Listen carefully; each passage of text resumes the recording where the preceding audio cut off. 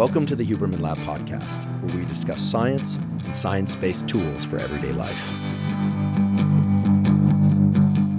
I'm Andrew Huberman, and I'm a professor of neurobiology and ophthalmology at Stanford School of Medicine. Today we are discussing psilocybin. Psilocybin is a psychedelic, meaning it modifies the psyche, and in doing so, it changes our level of consciousness. Psychedelics such as psilocybin change the way that we perceive the outside world and our internal world, our memories, our thoughts, our feelings, etc.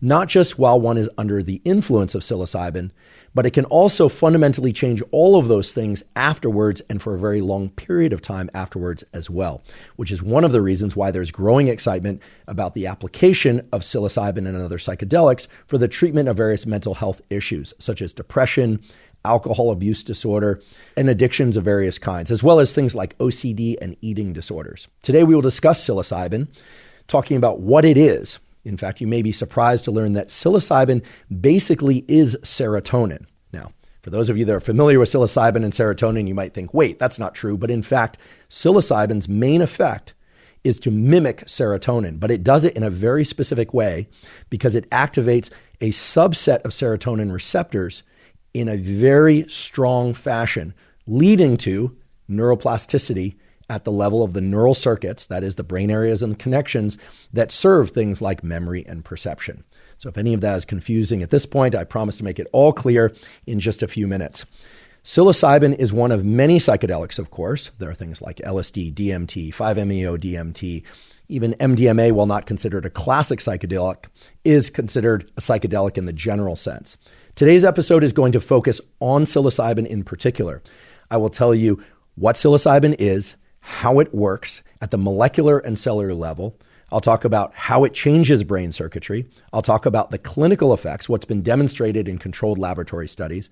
I'll talk about dosages and translating from psilocybin mushrooms to actual psilocybin, and the compound that actually exerts the effects of psilocybin, which it turns out is not psilocybin, but something called psilocin. Psilocin is the actual compound that goes into the brain to create all the changes in consciousness and all the rewiring effects that we associate with psilocybin. So understanding how psilocybin is converted to psilocin has tremendous impact on the duration of a psilocybin journey, whether or not that psilocybin journey is going to lead to a short or longer window for neuroplasticity.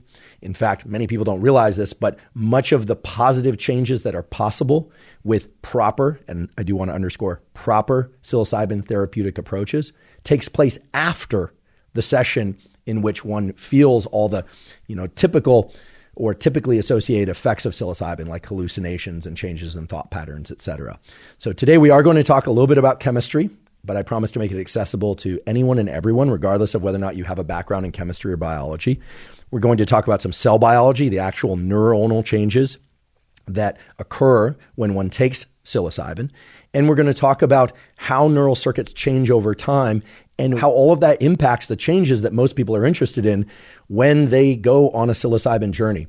Things such as long-standing improvements in mood, things such as tremendous insight into themselves and to others, into their past, their present, and their future, and even changes in their levels of creativity or their ability to experience joy from music or their ability to dissociate in a positive way from things that formerly were depressing or triggers for depression.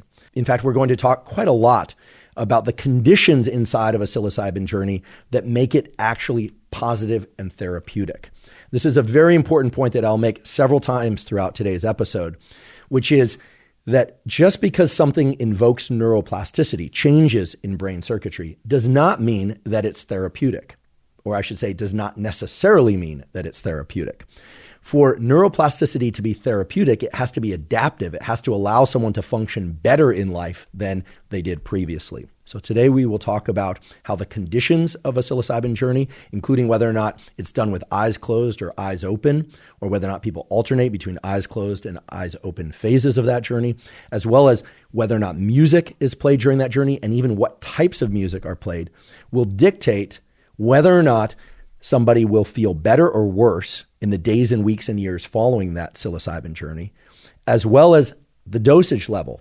Because, as you'll soon learn as well, There are clinical studies showing that just one psilocybin journey can improve mood in a long-standing way, but most clinical trials involve 2 dosages, spaced in very precise ways from one another with appropriate follow-up. But in both of those particular journeys, the structure of the journey, who's present, who's not present, eyes open or eyes closed, the particular music that's played, all of those features make up part of a larger neuroplasticity trigger of which psilocybin is critical, but psilocybin is not the only variable. So whether or not you're interested in participating in a clinical study or whether or not you're interested in psilocybin for other reasons, this is critical information to understand. So today we're going to talk about nearly every feature of psilocybin possible, including what psilocybin is, how it works at the level of chemistry, cell biology, and neural networks, and neuroplasticity.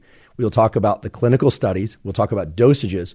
We will talk about conditions of clinical studies. And we will talk about the post-psilocybin journey period in which neuroplasticity and the various activities, including therapy or perhaps not therapy, can contribute to positive therapeutic changes from psilocybin. Now, as we go into this discussion, I do want to underscore the fact that at the time of recording this episode, meaning now, May 2023, psilocybin is still a Schedule I drug. It is considered illegal in the United States. There's perhaps just one exception to that, maybe a few others, but the main exception is in the state of Oregon. Psilocybin has been approved in particular therapeutic settings for use in particular conditions, namely depression and some forms of addiction. So in Oregon, it's more or less in the domain of decriminalized as opposed to actually legal. In other areas of the country, including Oakland, California, there's some areas in which it has been decriminalized, and perhaps there are a few others that I'm not aware of. But in general, psilocybin and other psychedelics are still considered illegal. And this is very important. I'm not just saying this to protect me, I'm saying this to protect you. Possessing or certainly selling psilocybin, except for rare instances such as clinical studies and these decriminalized areas that I talked about a moment ago, is still very much not allowed under the law. Today, I'll also discuss safety issues. I'll talk about whether or not young people, meaning people 25 or younger, should consider psilocybin given that their brain is still in a rampant period of naturally occurring neuroplasticity. I will also talk about dosages as it relates to people who have formerly been on or may currently be on different forms of antidepressants. And I will talk about people who are at risk for psychotic episodes, either because they know they themselves have a propensity for psychosis or they have close family members who have psychosis, which includes things like schizophrenia, bipolar depression, as well as things like borderline personality and some related psychiatric conditions. So today's episode really will be a deep dive into psilocybin. So whether or not you think you're already familiar with psilocybin and its effects, or whether or not you're just curious about them, I do encourage, if you're willing, to try and ratchet through some of the understanding of how psilocybin works and what it is, leading up to some of the therapeutic applications and different patterns of dosing, spacing of different sessions, etc. Because I do believe that with that knowledge in hand, you will be able to make far better, much more informed decisions about whether or not psilocybin is right for you. Before we begin, I'd like to emphasize that this podcast is separate from my teaching and research roles at Stanford. It is, however, part of my desire and effort to bring zero cost to consumer information about science and science-related tools to the general public. In keeping with that theme, I'd like to thank the sponsors of today's podcast. Our first sponsor is 8 Sleep. 8 Sleep makes smart mattress covers with cooling, heating, and sleep tracking capacity. Now, sleep is the foundation of mental health, physical health, and performance. Everything goes far better when we are sleeping well on a consistent basis. Now, one of the key things to getting a great night's sleep is to make sure that the temperature of your sleeping environment is correct. In fact, your body temperature has to drop by 1 to 3 degrees in order to fall asleep and stay deeply asleep, and waking up involves a heating up of your body by about 1 to 3 degrees. With 8 Sleep, you can program your mattress to be a specific temperature at the beginning, middle, and towards the end of your sleep night. Ever since I started sleeping on an 8 Sleep mattress, I've slept far better than I ever have. So it's an all-around great tool that has tremendous functionality, not just for measuring, but for improving your sleep. If you'd like to try 8 Sleep, you can go to 8sleep.com/Huberman and save $150 off their Pod 3 cover. 8 Sleep currently ships in the USA, Canada, UK, select countries in the EU, and Australia. Again, that's 8sleep.com/Huberman. Today's episode is also brought to us by Roka. Roka makes eyeglasses and sunglasses that are of the absolute highest quality. Now, I've spent a lifetime working on the biology of the visual system, and I can tell you that your visual system has to contend with an enormous number of challenges in order to make sure that you can see clearly under any conditions. Roka understands all of that and has designed their eyeglasses and sunglasses so that regardless of whether or not you're in a very brightly lit area or a more shady area, or you go from brightly lit to shady areas, you can always see with tremendous clarity. Now, even though they were initially designed for sport, Roka eyeglasses and sunglasses come in a tremendous number of different aesthetics. So they have the kind of what I call cyborg versions that most people associate with triathlon glasses and sports-related glasses. But they also have a tremendous number of frames that you'd feel perfectly comfortable wearing to work or out to dinner, etc. If you'd like to try Roka eyeglasses and sunglasses, you can go to Roka, that's ROKA.com, and enter the code Huberman to save 20% off your first order. Again, that's Roka, ROKA.com, and enter the code Huberman at checkout. Today's episode is also brought to us by HVMN Ketone IQ. Ketone IQ is a ketone supplement that increases blood ketones. Now, I know most people are familiar or at least have heard of the so-called ketogenic diet, which is essentially a very low carbohydrate diet. It's designed to get your brain and body functioning off ketones, which are a great source of fuel for the body and brain. However, most people, including myself, are not ketogenic. That is, I'm not in a ketosis state, pretty much ever, as far as I know. Nonetheless, with Ketone IQ, you can increase your blood ketones and thereby improve things like cognition and physical performance.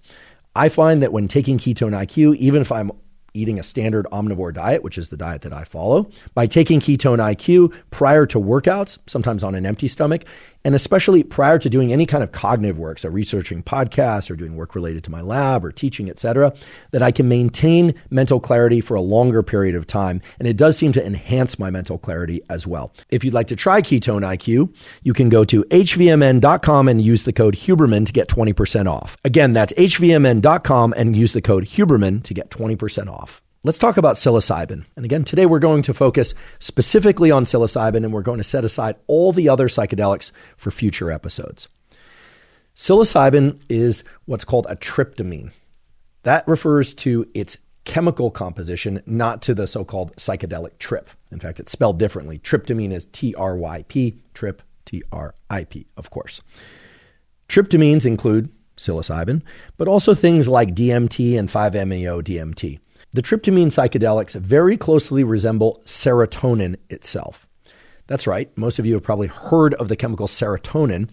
And serotonin is what's called a neuromodulator, which means your brain and body naturally make it, and that it modifies or changes the activity of other neurons and neural circuits. And it does that generally by either increasing or decreasing the activity of those neural circuits. If I were to show you a picture of the chemical structure of psilocybin, or its active derivative, psilocin, and I were to also put right alongside it an image of the chemical structure of serotonin, provided that you weren't a chemist who really likes to focus on the detailed differences between things, you would say those look very similar. And indeed, psilocybin and its active form, psilocin, are very similar structurally and chemically to serotonin itself. Now, as I mentioned before, serotonin is something that you naturally make. And yes, it's true that about 90% of the serotonin in your brain and body is manufactured in your gut. However, contrary to popular belief, the serotonin in your brain is not manufactured from the serotonin in your gut. You have separate independent sources of serotonin. That is, you have particular neurons that make serotonin in your brain. You also have serotonin in your gut, and those work more or less in parallel, separately.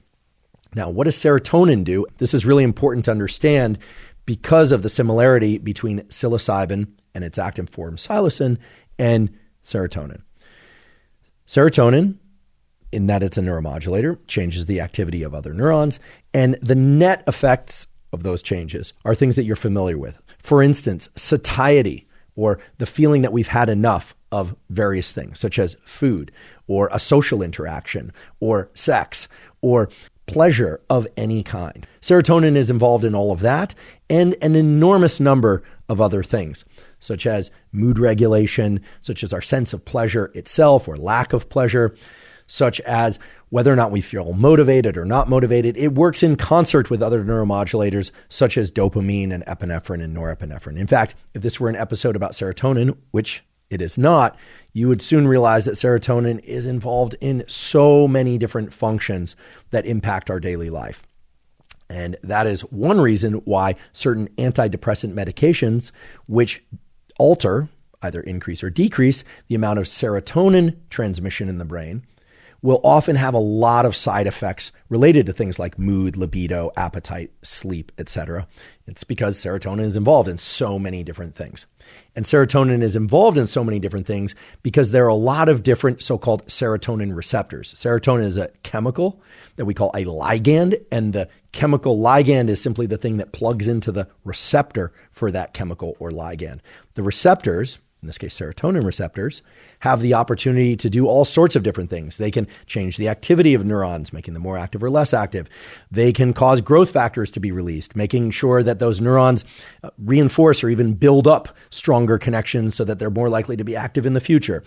Serotonin binding to particular receptors can even change the gene expression in particular cells, making those cells proliferate, so make more of them, making those cells more robust, making those cells interact with new elements of the brain and body. Basically, serotonin and all these different receptors that it binds to has dozens, if not hundreds, and maybe even thousands of different functions.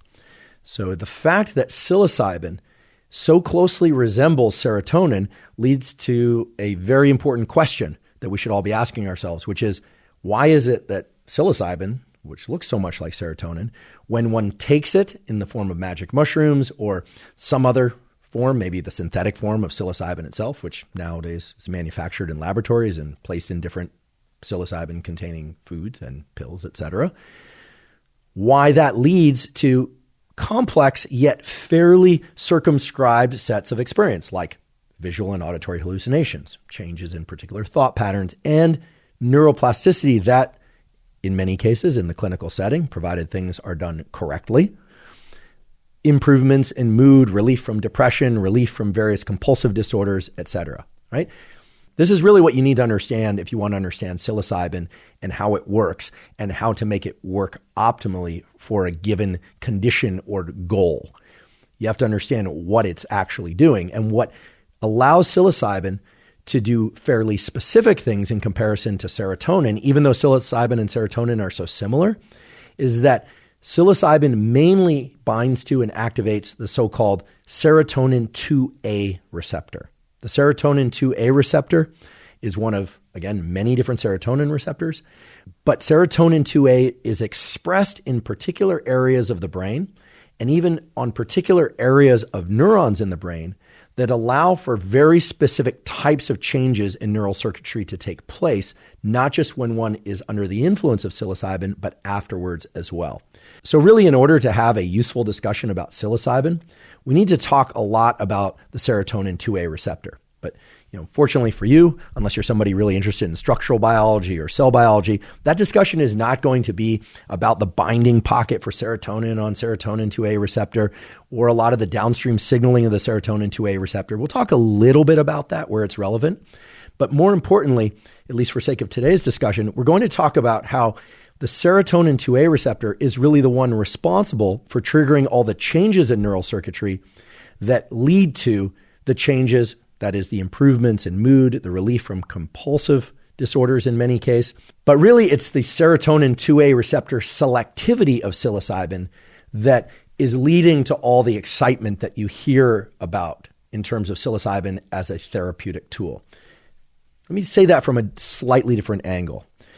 There are data that I'll talk about today which show that one, although in most cases two, psilocybin journeys done with particular dosages of psilocybin lead to maximal binding or occupancy of those serotonin 2A receptors in ways that lead to significant and unprecedented relief for major depression. In fact, you'll soon learn that the clinical trials for psilocybin are outperforming standard therapy and outperforming so-called SSRIs and various other antidepressants in terms of providing depression relief in ways that are frankly staggering, not just to me, but to the psychiatric community at large. And this is where so much of the excitement is coming from. Now, that statement could be taken one way, which is to just say, okay, well, here's a compound psilocybin that outperforms SSRIs, and therefore all the attention should be on psilocybin. But SSRI stands for selective serotonin reuptake inhibitor. In other words, the SSRIs, of which there's now a lot of controversy, things like Prozac, Zoloft, etc. I'm sure you've heard some of this controversy. There are people who are very pro SSRIs, although there are a growing number of people who really feel that the SSRIs are probably most appropriate for things like obsessive compulsive disorder, where they, in fact, can be very beneficial. But there's a lot of kind of leaning back from SSRIs as the be-all, end-all for the treatment of depression nowadays because of the side effect profiles and the fact that it's not even really clear that serotonin deficiencies are the major cause of depression in the first place.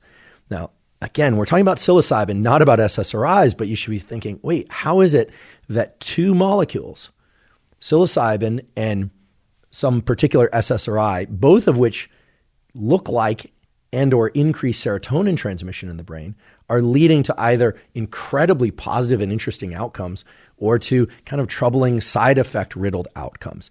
And again, it all boils back down to the selectivity of psilocybin to bind that serotonin 2A receptor. And so in order to understand how psilocybin works and in order to understand proper dosing profiles and spacing of sessions, aka journeys, we really need to talk a little bit more about the serotonin 2A receptor, where it is in the brain, what sorts of things happen when psilocybin binds the serotonin 2A receptor, and how those things set in motion the various changes, the neuroplasticity that allows people to feel better in terms of their mood, and as you'll soon learn, can experience more pleasure and joy from things like music and enhanced creativity, all the things that I do believe, whether or not people are thinking about or maybe even exploring psilocybin for recreational or therapeutic purposes, all the things that people want and are really talking about and perhaps even doing psilocybin in order to obtain. So before going any further, I just want to place an image in your mind. You can place an image in your mind whereby when serotonin is released in the brain naturally, not having taken any compound, any drug, anything, it's getting released at a lot of different sites, binding to a lot of different serotonin receptors, doing a lot of different things.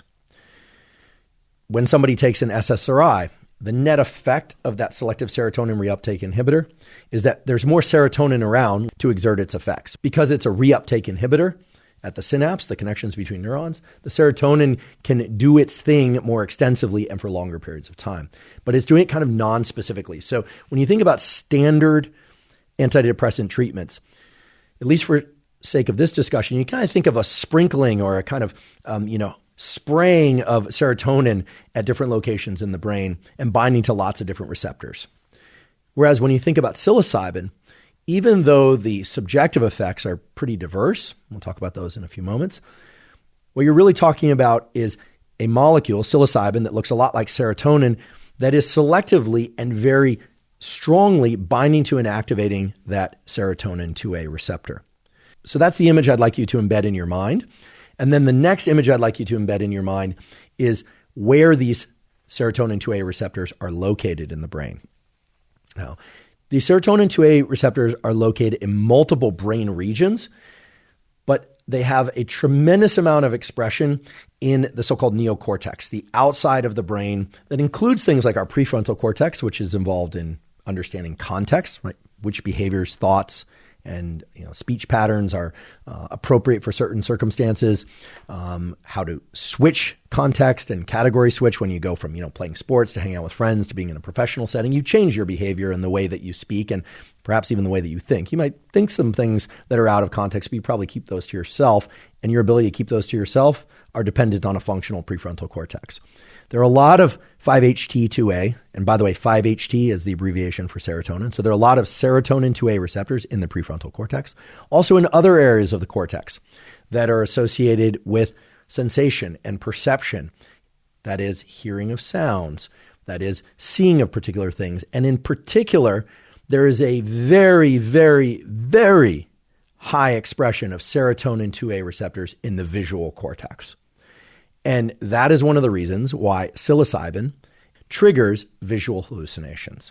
And provided psilocybin is present at sufficient enough concentration, that is, taken at a sufficient dosage, one will experience profound visual hallucinations, regardless of whether or not their eyes are open or their eyes are closed. Now, that's an important fact because it explains one of the major effects of psilocybin that people experience while they are on the drug. Now, as I'll talk about a little bit later in terms of what constitutes a useful psilocybin session, useful meaning that it's leading to adaptive improvements in mood, adaptive improvements in creativity and cognition, etc., is that people not have their eyes open for at least the majority of the psilocybin session. This is something I've discussed with several experts who are running clinical studies on psilocybin in their laboratories, some of whom are going to be guests on the Huberman Lab podcast in upcoming episodes.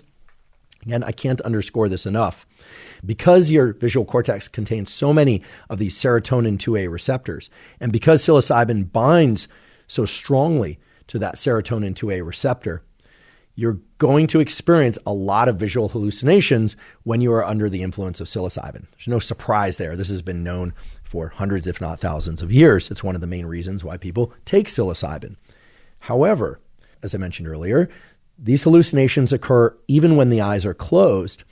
And it's now fairly well established that if people are to take psilocybin and have their eyes open, much of their cognition, much of their thinking, much of the time spent in that psilocybin journey is focused on the altered perceptions of things in the outside environment. Sometimes this looks like a sort of a fracturing of the outside world into kind of geometric shapes. Sometimes it appears as a kind of melting of things in the visual environment, including people's faces, or a morphing of people's faces. All of that has a strong, let's just call it a draw for a lot of people who are looking for a highly unusual experience inside of the psilocybin journey. But I think if one's goal is to derive long-lasting benefit from the psilocybin experience, it's very clear that having an eye mask or some other eye covering or something that ensures that one's eyes are closed for the majority, if not the entire psilocybin session, is going to be very useful because it's going to limit the extent to which one is focused on those outside changes in visual perception, aka hallucinations, and rather will allow the person to go inward to combine whatever it is that they happen to be seeing in their mind's eye with the different thoughts and memories and changes in their emotions that are occurring. And that going inward by staying in the eye mask, at least for the majority of the time, seems to be a very, if not the critical feature of making the psilocybin journey effective in the therapeutic sense. Now, once again, I want to cue to some of the safety precautions here. I'm going to say this at least 3 times throughout today's episode. As I'm talking now and various other times throughout today's episode, you may get the impression that I'm all for everybody doing psilocybin, and that is simply not the case. In order for a psilocybin journey to be therapeutically useful, it does require certain conditions and supports, and there are certain people for which psilocybin use is going to be contraindicated, meaning they should not do psilocybin. In particular, people who have existing or have a predisposition to psychotic episodes or bipolar episodes. Even having a first relative who has bipolar or schizophrenic or schizotypal issues can be a rule-out condition. That is, can get someone eliminated from a clinical study on psilocybin for fear of triggering psychotic episodes, not just during the psilocybin journey, but potentially in a long-standing way. So again, that's really critical. The other thing is that everything I'm talking about today, unless I say otherwise, is really focused on adults, meaning people who are 25 years old or older. That is, their basic wiring and rewiring of the brain that we call developmental neuroplasticity is completed. All right. Most of the studies today that I'll talk about involve subjects ranging from 25 years of age out to about 70 years of age, but no one younger. So again, psilocybin and its use is certainly not for everybody. It's still illegal. It's being used in the clinical setting and research setting. There are these pockets of decriminalized areas and potentially soon legalization of psilocybin, but again, only in the proper clinical setting. Okay. Again, I say that not just to protect myself, but I say that also to protect all of you. Psilocybin is a powerful, powerful drug, not just to be under the influence of, but also in terms of its long-standing changes after the effects of psilocybin have worn off. I'd like to take a quick break and acknowledge one of our sponsors, Athletic Greens. Athletic Greens, now called AG1, is a vitamin mineral probiotic drink that covers all of your foundational nutritional needs. I've been taking Athletic Greens since 2012, so I'm delighted that they're sponsoring the podcast. The reason I started taking Athletic Greens and the reason I still take Athletic Greens once or usually twice a day is that it gets me the probiotics that I need for gut health, Our gut is very important. It's populated by gut microbiota that communicate with the brain, the immune system, and basically all the biological systems of our body to strongly impact our immediate and long-term health.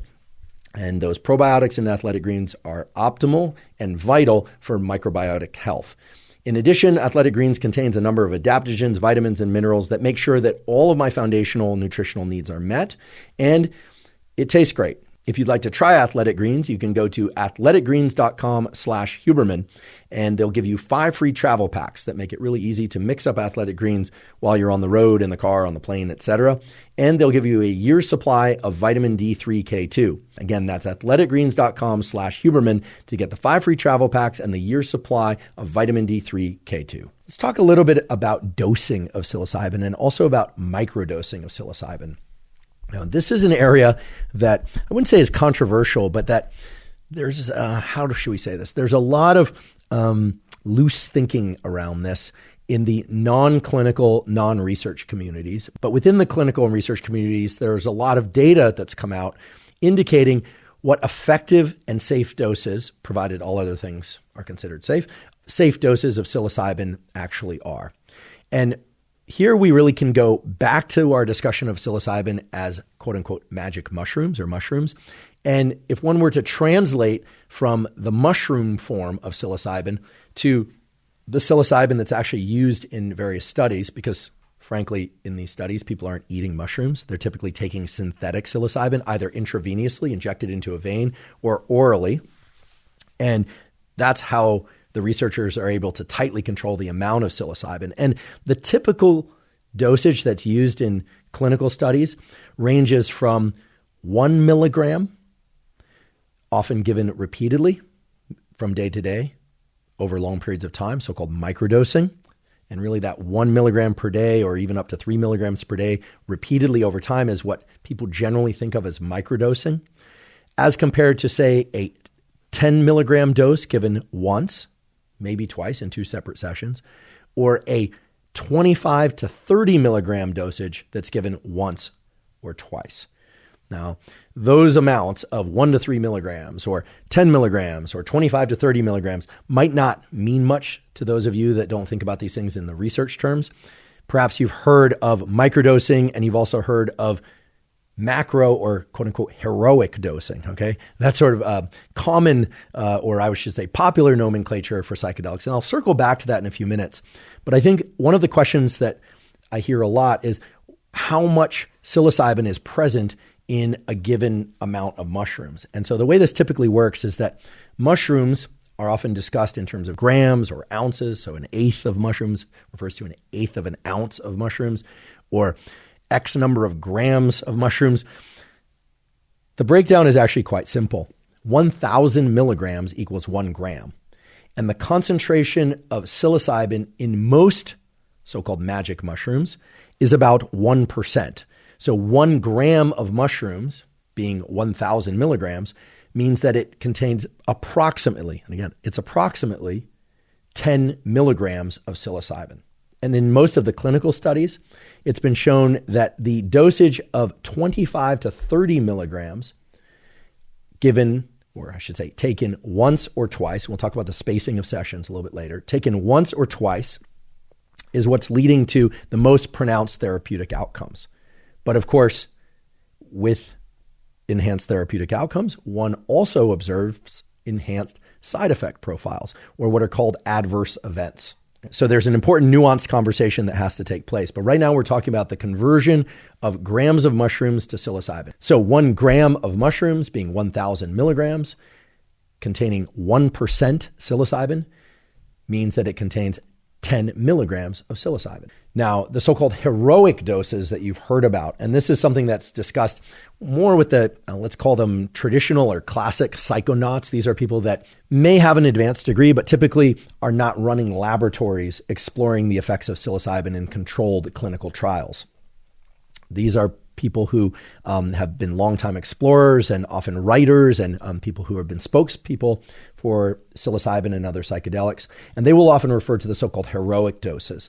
It's a little bit hard to translate from that informal community to the scientific data. But in discussing that topic with various researchers who run laboratories at major universities focused on psychedelic therapies, what I was told is that the quote unquote heroic dose that's often discussed really refers to a 5 gram or so dose of mushrooms. So what that translates to is 50 milligrams of psilocybin.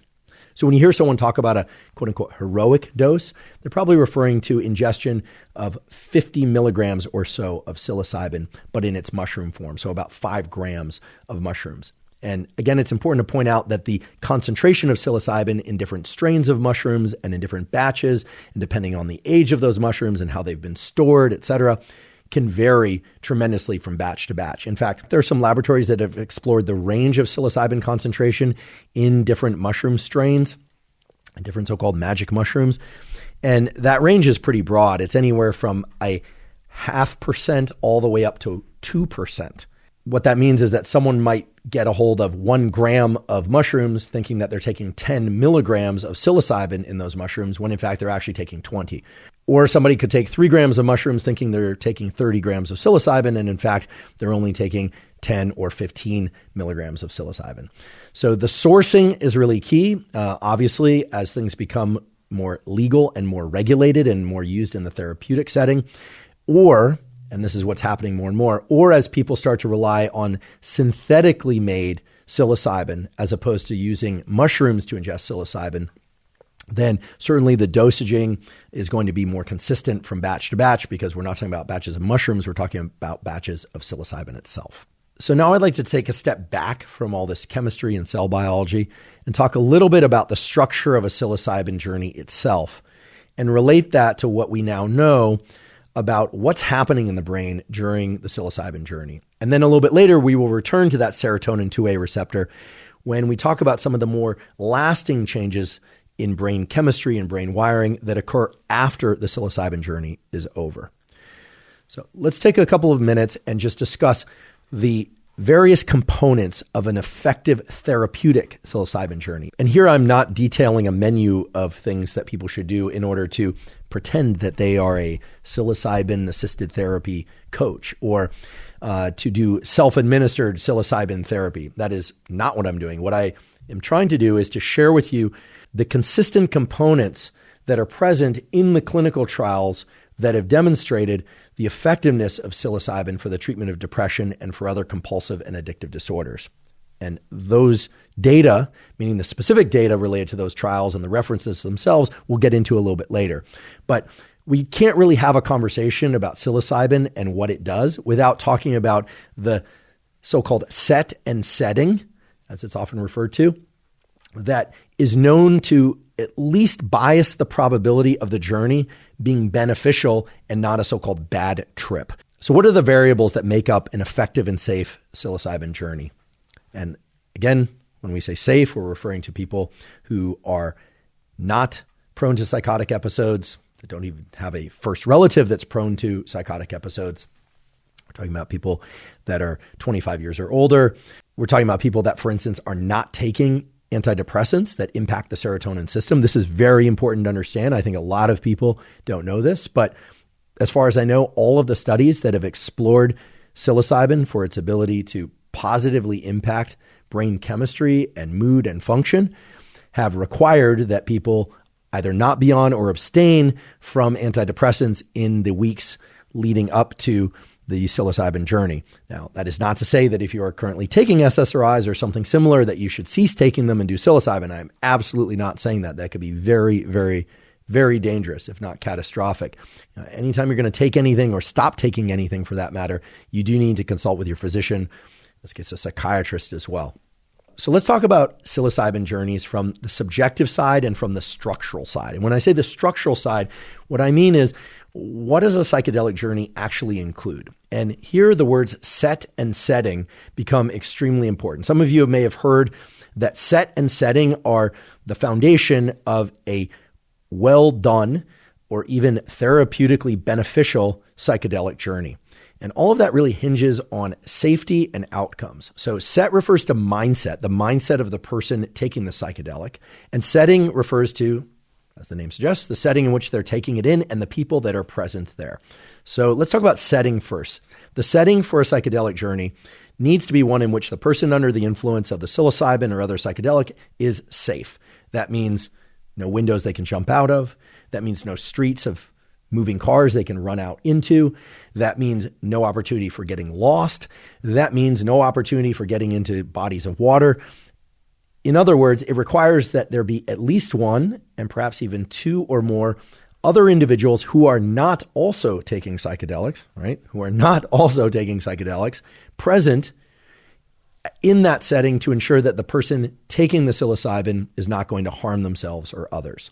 I say this not to sound like a school teacher, even though technically I'm a school teacher, but because, of course, I don't want anyone to get harmed. And I'm also aware that there's a lot of interest nowadays in psychedelics such as psilocybin becoming legal or decriminalized for their therapeutic applications.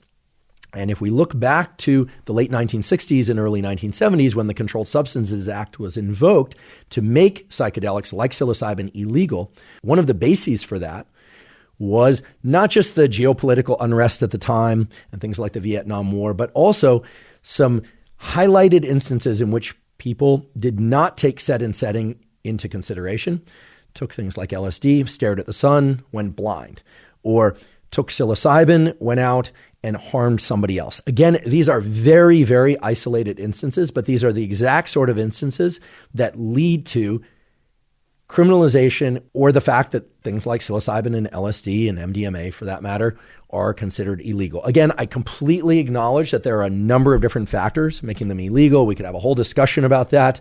We talk about the drug trade, the war on drugs, but right now is such a critical time in the history and the use of psychedelics for therapeutic and other reasons.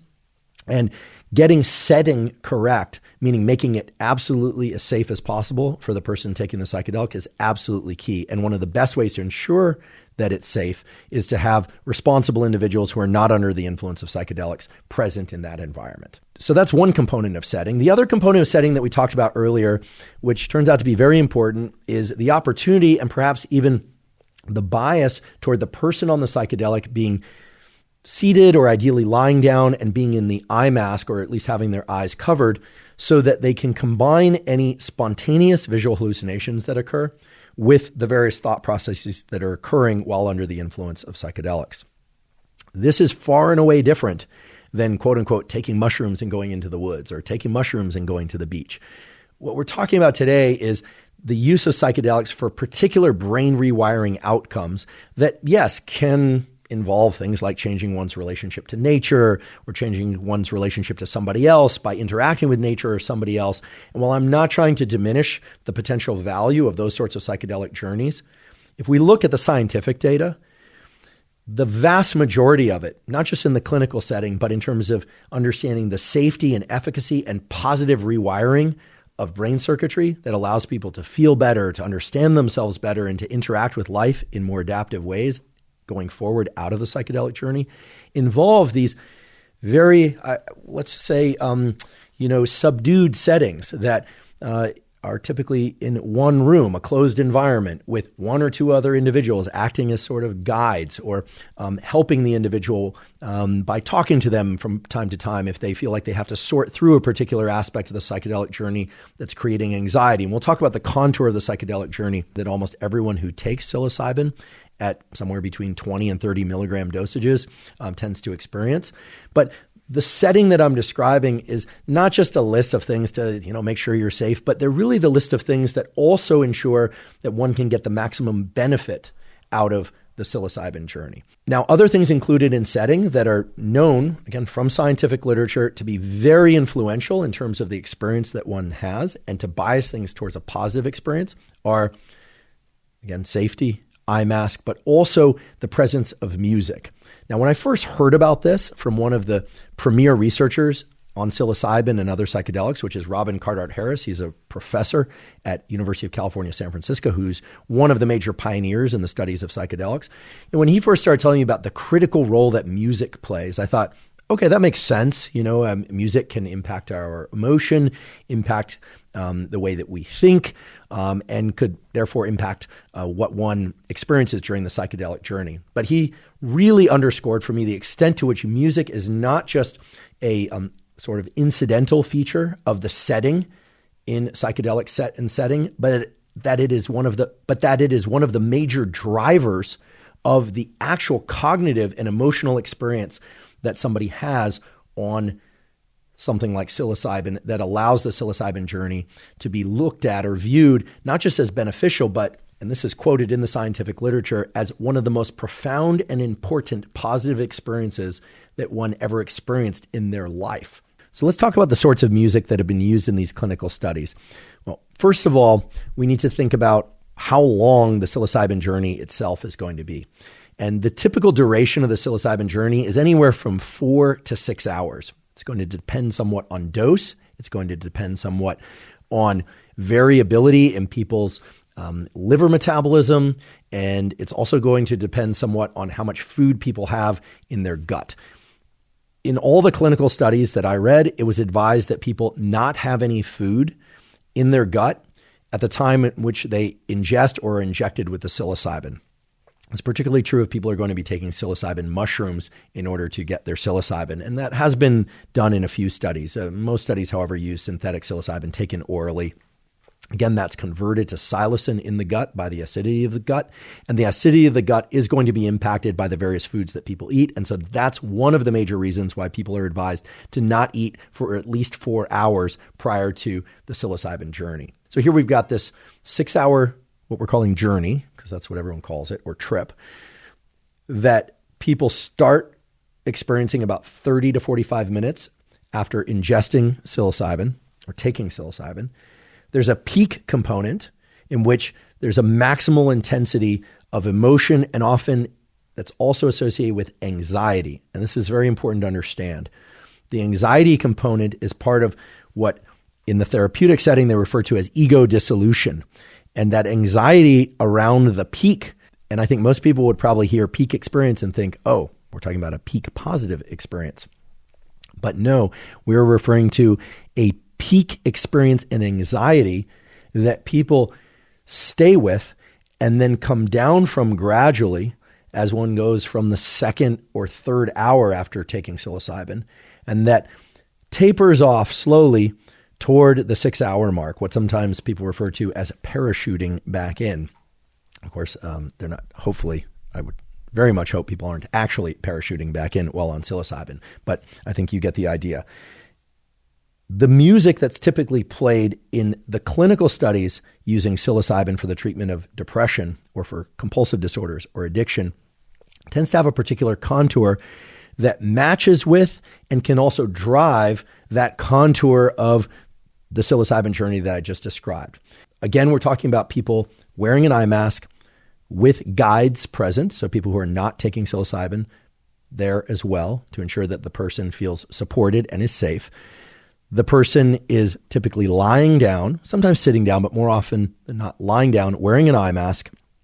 And the music that's played at the beginning of the psilocybin session tends to be music that doesn't have a lot of vocalizations. It tends to be things like classical music. It tends to be fairly low volume, but that then transitions into music that has a lot of percussion, so often drums, that tends to be higher volume, that has a lot of intensity at about the time that one would be experiencing the peak in emotion and in perception, the so-called peak of the journey. That intense music tends to be played for about 45 minutes to 90 minutes, depending on the study one looks at, and then tends to transition into softer music again, sometimes choral type or more melodic music, often female voices in particular, and then transition into nature sounds and things that more or less mimic the outside natural world and less so synthetic things like drums or instruments and vocalizations and things of that sort. So why would it be so important that music match and even contribute to the subjective experience that people have on psychedelics. And here we should probably take a couple of moments and just talk about what those subjective experiences are like. So for people that haven't done psilocybin or any psychedelics, it's a little hard to describe, but one way to describe it is that there's a lot of so-called perceptual blending. So for instance, people in the eye mask will report seeing some geometric shapes and colors, but perhaps the music they're listening to will then start to change the intensity or the movement of whatever it is that they're seeing, hallucinating inside of the eye mask in ways that are linked. This is referred to as synesthesia, or the merging of different senses that are not ordinarily merged. In addition, people under the influence of psilocybin, or other psychedelics for that matter, often will report that their pattern of breathing becomes linked to the perceptions of things that they are hearing or seeing or feeling. So for instance, if they take a big deep breath in and then a long exhale out, they may find that during the long exhale out, that the notes of music that they're hearing in those moments are also drawn out for the duration of the breath, and they'll inhale, and that they're getting at least what they perceive as control over the music, which of course they are not actually controlling, by using their breath. And that perhaps their visual perceptions are also being merged with that. So those are just a couple of examples of how perceptual blending, aka synesthesia, can occur while under the influence of psilocybin. And this really is highly individual from one person to the next. Some people, for instance, will find that if they take their fingertips and rub them across the couch or the chair that they happen to be lying down or sitting on, that they will experience a change in the music. Maybe even if they move their hand up, they hear an increase in frequency of sound. They move their hand down, they hear a decrease in frequency of sound, and that all of this is linked to their emotional state at the same time, and vice versa. Okay, so we're talking about a lot of perceptual and emotional blending and some sense of control over one's perceptions and emotions in a way that's very unordinary, even extraordinary. Now, we can step back from all of this very subjective description of the psychedelic journey and ask, what is going on that would allow these sorts of things to occur? And there you are already equipped with an understanding of the cell biology and the chemistry that makes all of this possible. And that is that when psilocybin is ingested and then converted to psilocin, and it's the psilocin that crosses the blood-brain barrier, and then even though psilocin looks a lot like serotonin, psilocin has this incredible ability to predominantly activate the serotonin 2A receptor. Well, we can understand much of what's happening at a subjective level during the psychedelic journey, even right down to the sorts of emotions and perceptual blending, the synesthesia. We can understand a lot of that by understanding where the serotonin 2A receptors are expressed on neurons and what those particular neurons are doing. And the simplest way to describe this is that there's a category of neurons that we call pyramidal neurons. Pyramidal neurons are found lots of places in the brain, but they're called pyramidal neurons because they're sort of shaped like a pyramid. They have a cell body, which is the part of the cell that has the DNA in it, and a lot of other important things like the organelles, mitochondria, et cetera. And then they also have what are called dendrites. Dendrites are the little branches or processes that reach out both from the bottom of these cells, and then these pyramidal cells are interesting because they also grow a branch up into layers of neural tissue above them. And they have what's called an apical branch. That's the part that grows up. And then they fan out at the top. And that fanning out at the top allows them to communicate with other neurons in their environment. Okay, so if you're not getting a good picture of this in your mind from my description, I apologize. But simply think about putting your arms out to the side. And by doing that, you're able to interact with things that are some distance from your body. Sort of an obvious thing in that case. These cells are effectively doing the same thing by extending little processes out into layers above them and to the sides. And this is really important because much of the serotonin 2A receptors that are present on neurons in the brain are present in those apical dendrites, those branches of these pyramidal neurons that are above and that extend out to the side of those neurons.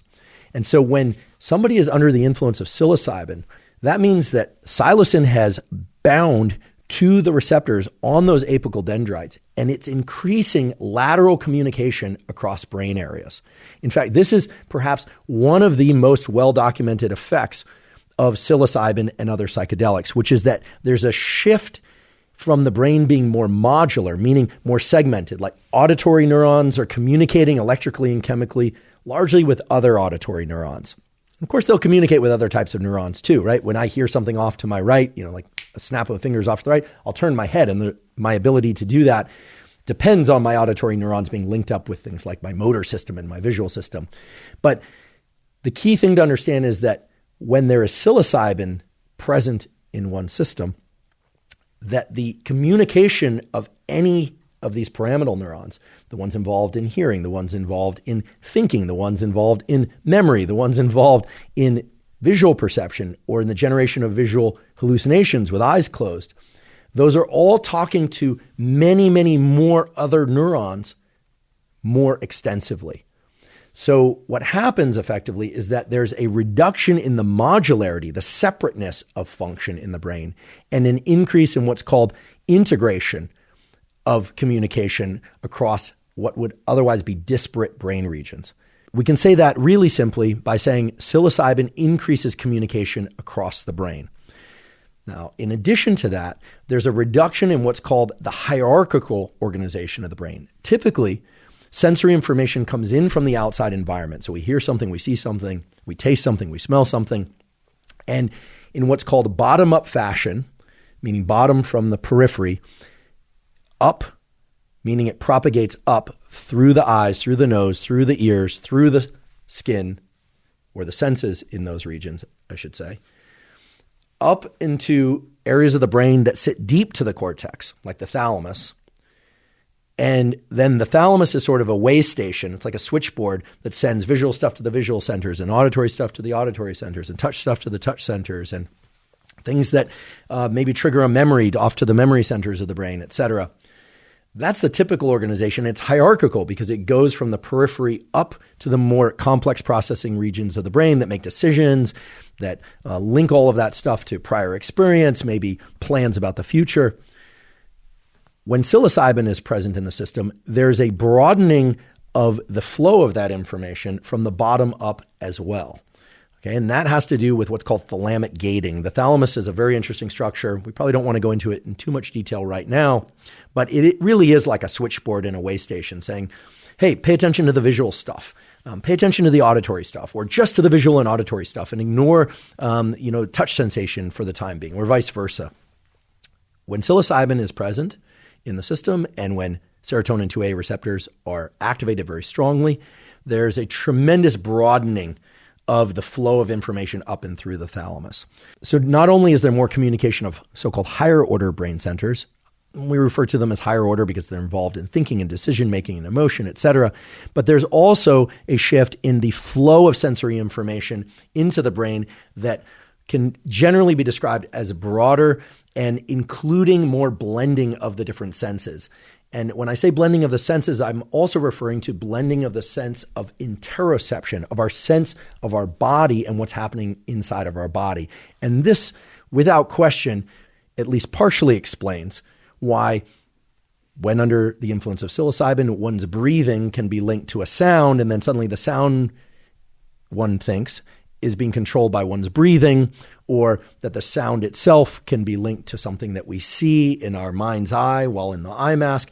Essentially what I'm describing here is that serotonin 2A receptor activation allows for more broad, less precise, and less hierarchical activation of brain circuitry. And when I say hierarchical, what I mean is that normally things go from periphery, from eyes to thalamus to visual cortex. However, when under the influence of psilocybin, as I mentioned before, even in the eye mask, the visual cortex is going to be very activated, even in the absence of any visual input. So then, if one hears a sound, perhaps from music, a particular motif or voice, and that's linked to a particular emotional state, that is now being blended with visual phenomenon occurring within the brain that have no external stimulus. And so, while the patterns of activation in the brain while under the influence of psilocybin aren't random, they are far less channeled, far less modular, and far less hierarchical than would ever be the case when not under the influence of psilocybin. I'd like to just take a brief break and thank one of our sponsors, which is Element. Element is an electrolyte drink that has everything you need and nothing you don't. That means plenty of salt, sodium, magnesium, and potassium, the so-called electrolytes, and no sugar. Now, salt, magnesium, and potassium are critical to the function of all the cells in your body, in particular to the function of your nerve cells, also called neurons. And we now know that even slight reductions in electrolyte concentrations or dehydration of the body can lead to deficits in cognitive and physical performance. Element contains a science-backed electrolyte ratio of 1,000 milligrams, that's 1 gram of sodium, 200 milligrams of potassium, and 60 milligrams of magnesium. I typically drink Element first thing in the morning when I wake up in order to hydrate my body and make sure I have enough electrolytes.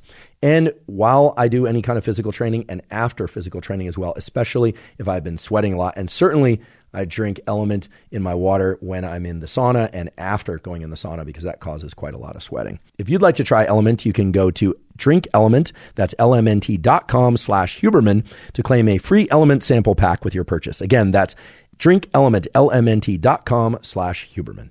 Now, in all fairness to the scientific literature, there are not one, not two, not three, but 4 prominent theories of which brain networks are most activated during a psilocybin or other psychedelic journey. And so for those of you that are interested in those different models, first of all, please know that they are not competing models. While some of them disagree about some of the details, it's very likely that all of these models are true. They include things like changes in the so-called default mode network. There's a lot of interest in this. I've talked about it before on this podcast. The default mode network is the network in the brain that's thought to be responsible for spontaneous imagination, for daydreaming, and that reflects sort of the base activation state of the brain when there's no drugs in our system. And the default mode network is one of the systems, or networks rather, that is thought to be rewired under conditions of psilocybin or other psychedelics. Again, if you're interested in these models and comparing and contrasting them, there's a very nice review from Brian Roth's lab at Duke entitled The Neural Basis of Psychedelic Action. We'll provide a link to this in the show note captions. And again, I just want to emphasize that all of these models have been shown to be true in different studies. And what they all point to is more extensive communication between areas of the brain that normally are not as active at the same time while under the influence of psychedelics such as psilocybin. The controversy in the field relates to which of these networks is the one that changes the most to explain the therapeutic outcomes that have been discovered in recent years. So again, check out that review if you're interested in that sort of thing. In the meantime, we can cut a broad swath through all of those models and just say that psilocybin expands the functional connectivity of the brain while one is under the influence of psilocybin. And it does seem that some of that expanded functional connectivity persists after the effects of psilocybin have worn off. And that statement about the functional connectivity of the brain being more expanded, not just during the psilocybin session, but after as well, has been substantiated in a number of papers. But one of the key papers in this area is one that I recommend people check out if they're interested in this sort of thing, is entitled The Effects of Psilocybin and MDMA on Between Network Resting State Functional Connectivity in Healthy Volunteers. And I like this paper for a number of reasons. First of all, it's a very high quality paper carried out in the laboratory of Robin Cardart Harris at UCSF. Again, one of the premier researchers in this area of psychedelics and their function, what they do in the brain, and also their therapeutic applications, but also because it focused on healthy volunteers. They explored using brain imaging what brain areas are active in a resting state, so things like default mode network.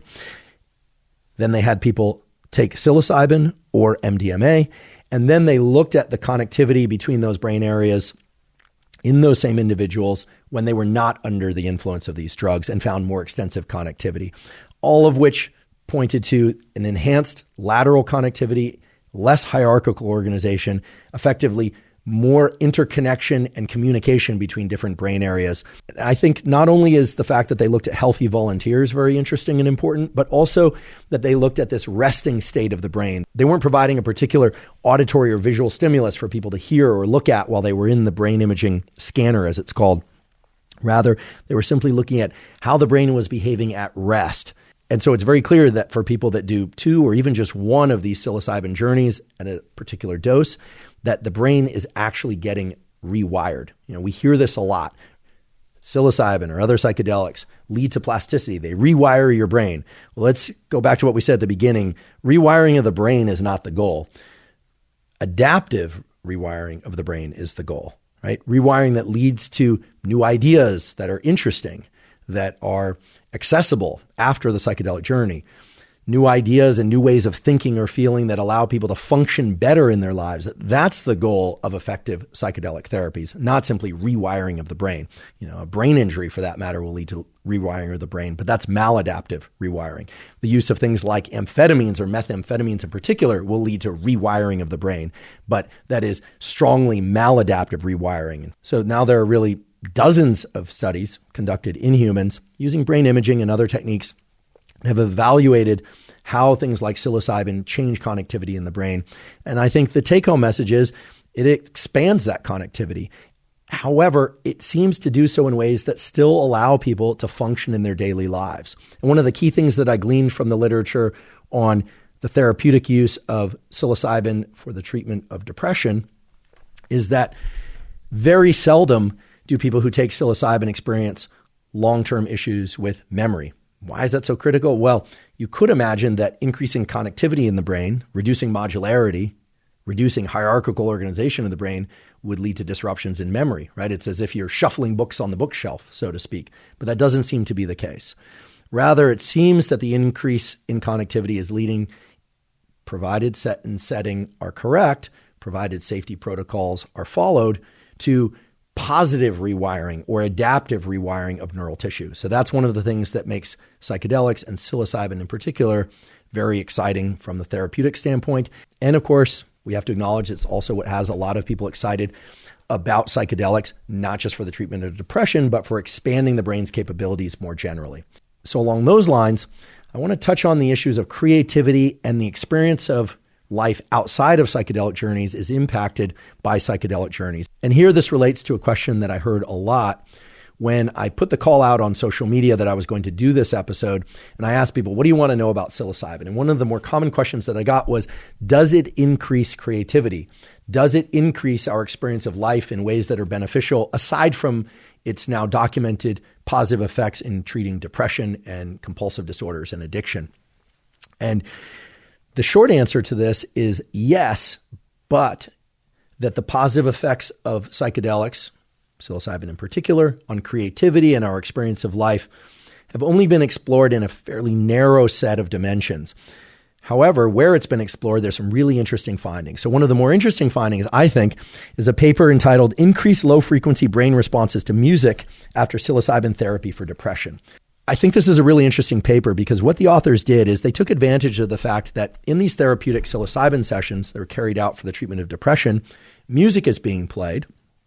And there are prior studies showing that when music is played, you activate different brain areas depending on what sort of music is being played. It's somewhat obvious, perhaps, sad music versus, intense, you could think about heavy metal versus choir music versus Gregorian chants versus punk rock music, and on and on.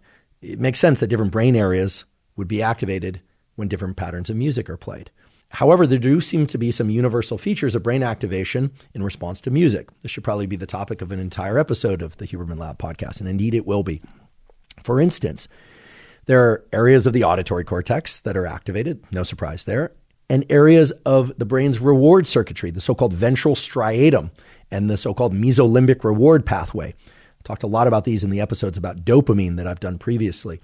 These are brain areas that lead to the release of dopamine in other brain areas and that reinforce certain experiences and that tend to give us the subjective feeling of, yes, I like this, I want more. So in this particular paper, what the authors did is they took advantage of the fact that people are in the clinic, they're on psilocybin, they're listening to music, and as you recall, the music played at different stages of the psilocybin journey are different. They have a different emotional component. And music is a really nice stimulus in the laboratory, as we say, because like with visual stimuli, you can break it down into high frequency, low frequency, right? Sounds like doon, doon, or these kinds of things. That was my attempt at low frequency versus high frequency auditory stimuli. Or at the spatial frequency, or what in the auditory domain would be called the temporal frequency. Is it boom, boom, boom, or is it boom, boom, boom, boom? All we've changed there is the temporal frequency. The sound was somewhat the same, but the distance between those sounds was different. You get the idea. So they have access to these people and these different conditions, and they can put them in the brain scanner, and they can do that before and after having taken psilocybin. And the long and short of this study is that psilocybin changes one's experience of music, not just during the psilocybin journey itself, but thereafter. And in fact, it changes one's emotional response to music in very interesting ways. For instance, one of the more common features of major depression is that people don't derive as much pleasure from different types of experiences, whether or not it's food or sex or social experiences, to the point where sometimes they just stop trying to seek out those experiences.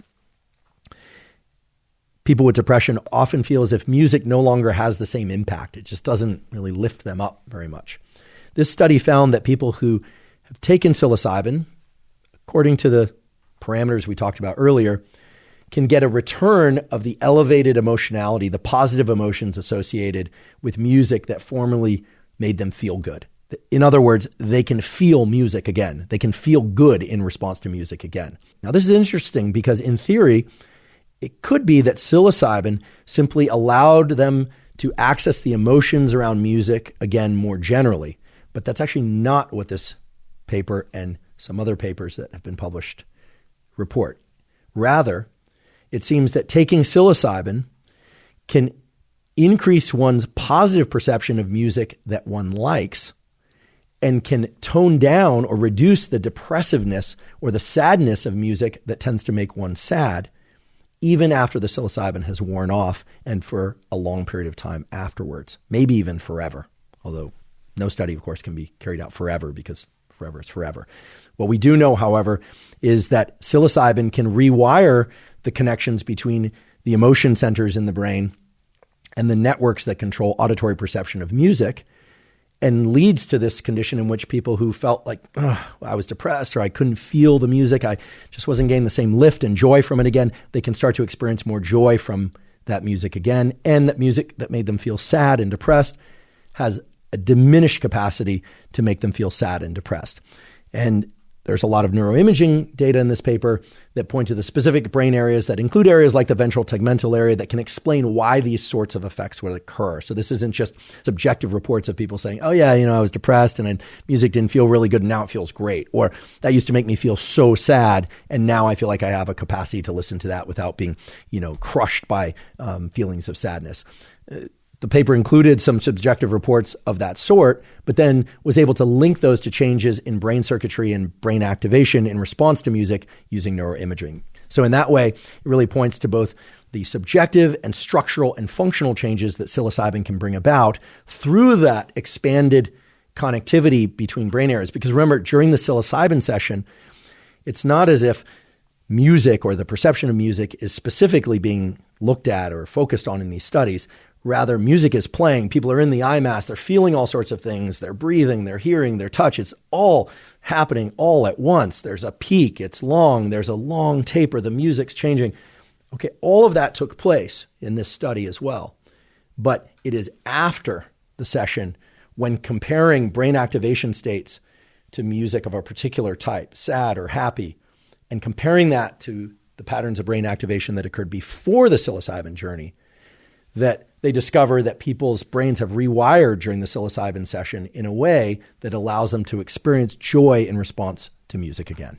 So that's one of the more rigorous studies I was able to find that addresses this question of whether or not psilocybin really does rewire the brain in ways that allows us to be more creative and experience life differently after the psilocybin session. Now, that paper didn't focus specifically on creativity. I did an entire episode on creativity that talked about different types of meditation, like open monitoring meditation. It talked about different patterns of thinking that one can actually practice to increase creativity. We had arguably one of the most creative people on the planet, Rick Rubin, came on this podcast, talked about the creative process from the perspective of music and his role in producing music. So you can check out those episodes if you're interested in the neural circuitry related to creativity. At least at the time of recording this episode, there haven't been a lot of studies looking specifically at the brain networks that we think are involved in creativity and how those change in response to psilocybin and other psychedelics. I imagine those studies are either happening now or will happen in the future.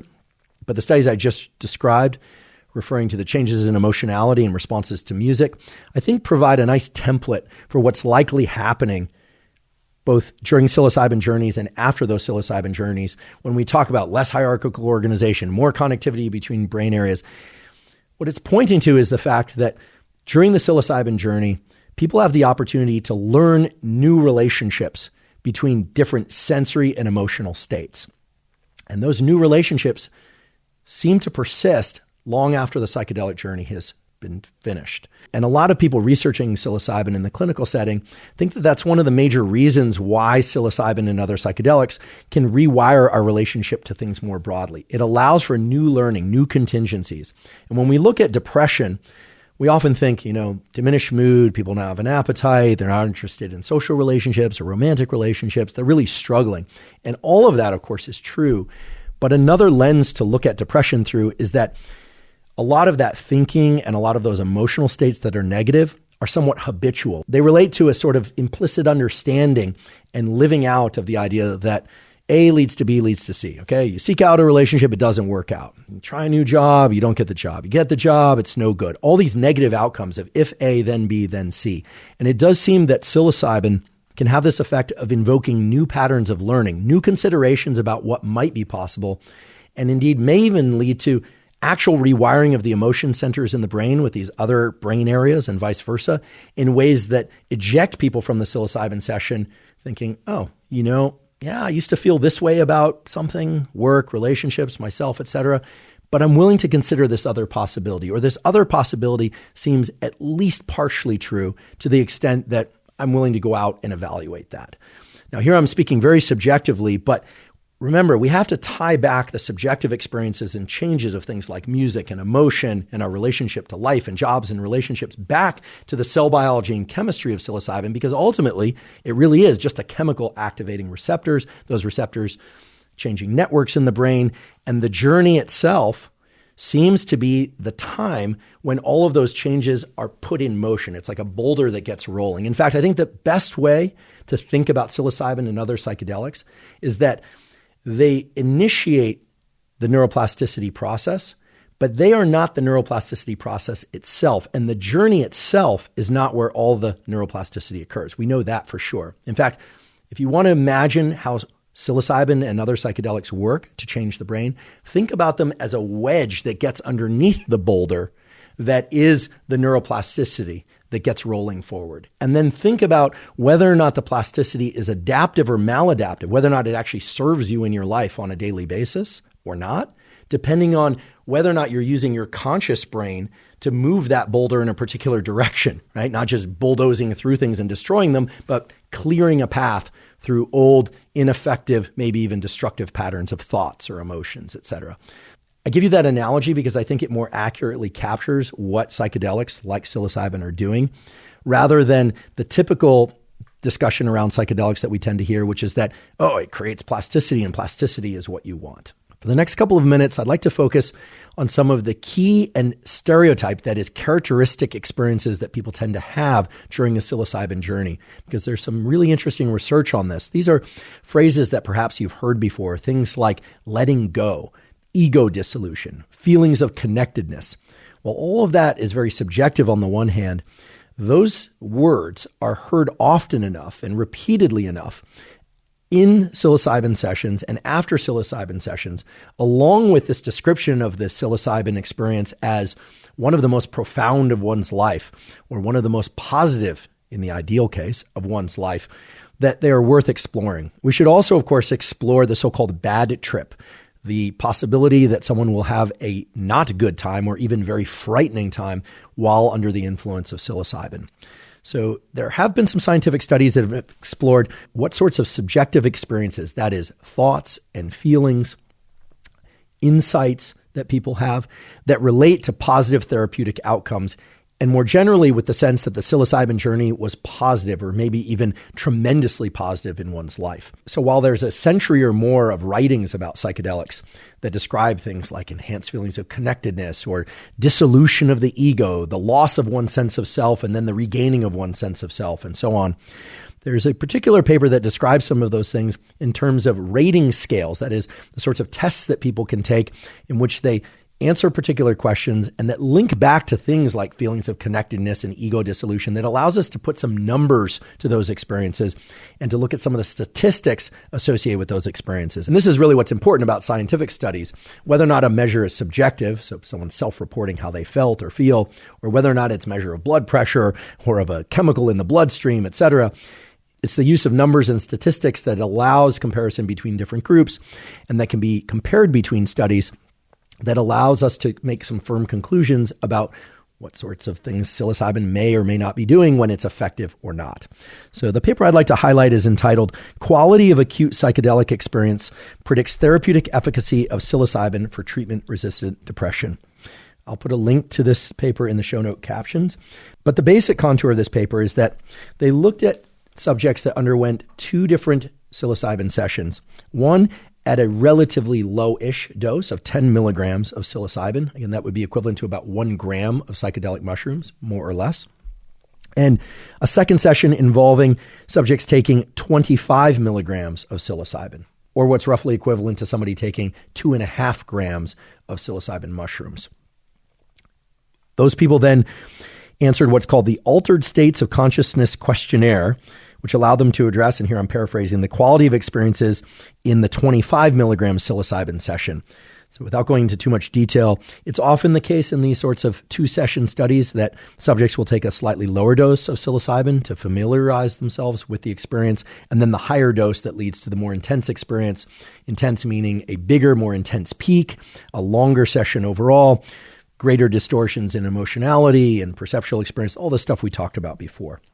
So what this study found is that one of the key features, if not the key feature, of a positive, quote unquote, psychedelic experience is this sense of oceanic boundlessness occurring at some point during the psychedelic journey. Now, oceanic boundlessness doesn't necessarily mean anything to any of us. It probably means different things to different people.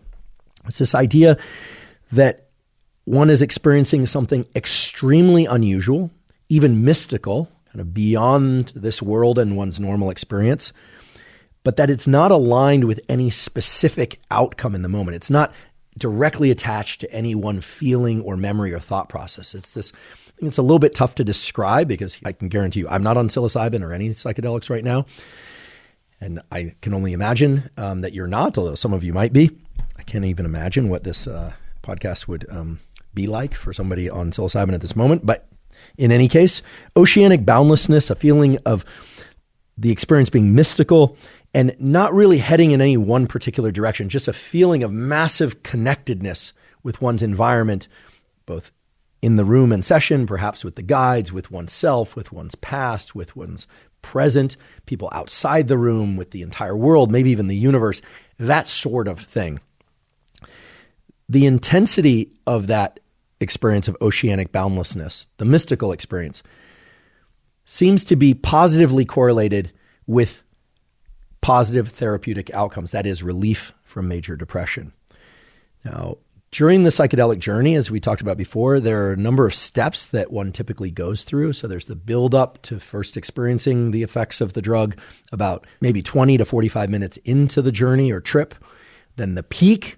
And it is during that peak that people often feel the sense of oceanic boundlessness. However, it's also often the case that it is during the peak where the maximum intensity of emotion, and we know based on direct measurements, also increases in blood pressure and heart rate, often very significant increases in anxiety and fear as well, that people will experience things like ego dissolution. And the guide's role at that point is, of course, to keep the person safe, make sure they don't run out of the room, jump out of a window, run into traffic. Sadly, these are things that have happened outside of a strong, healthy, safe set and setting. But the guide's role is to keep the person safe, but also to encourage them to let go and move through that experience, to experience the anxiety, allow it to peak, allow them to see that they're not going to die from that anxiety. They're not going to dissolve. They won't lose their sense of self completely, or they may temporarily feel as if they lose their sense of self, but then they feel it restored at various intervals during the peak or as they exit that peak and move toward the, say, second, third, fourth, fifth hour of the session. So when exactly these feelings of oceanic boundlessness and ego dissolution occur varies from person to person, but typically it's during the peak that the ego dissolution, the fear and the need to quote unquote let go is most typical. I think perhaps the best way to describe the data in this paper in a way that's meaningful to everybody is to refer you to figure 2, which if you're not looking at the paper, won't mean anything to you, but I'll describe it. And if you do want to take a look at figure 2, again, you can access the paper in the show note captions. What they did is they looked at a number of different subjective measures, things like experience of unity, the feeling that one is connected to others and to the world, things like spirituality, whether or not the whole thing felt like a spiritual experience, whether or not it was a blissful state, whether or not there were insights, whether or not somebody felt disembodied, out of body, whether or not somebody had a lot of anxiety, whether or not they had these synesthesias, these blending of visual, auditory, touch, and breathing and things of that sort.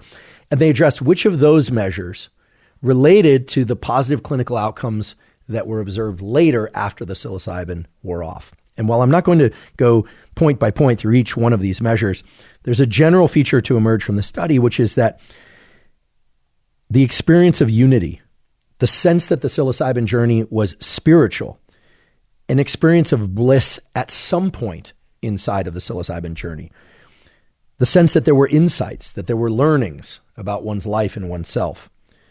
When those things were experienced very strongly, that correlated with the person being what was called a responder to the psilocybin treatment, meaning they got relief from their depression. Whereas people who felt less of that, okay, so the non-responders, as they're called, the people who do not benefit so much in the long run from the psilocybin treatment, tended to report less of an experience of unity, less of a spiritual experience, less of a blissful state, less insightfulness, and so on. Whereas there were very few differences between the people that derived benefit from the psilocybin treatment and those did not, along the dimensions of synesthesia, this blending of different perceptions that ordinarily doesn't occur for most people, or complex imagery, right? Put simply, everyone who took psilocybin in this study at 25 milligrams saw complex imagery. They saw a lot of hallucinations, but just seeing hallucinations did not lead to the positive clinical outcomes in terms of mood. Anxiety was a very interesting measure here because ordinarily we think of the ego dissolution, the letting go, as such a key component of the psychedelic journey in terms of the positive therapeutic outcomes. This has been discussed quite a lot. And in full disclosure, Robin Carhart-Harris has already come on to record an episode of the Huberman Lab podcast. That episode hasn't been released yet, but it will be released soon. And he talks about the importance of this letting go in terms of the positive clinical outcomes of the psilocybin journey. And indeed, that is true.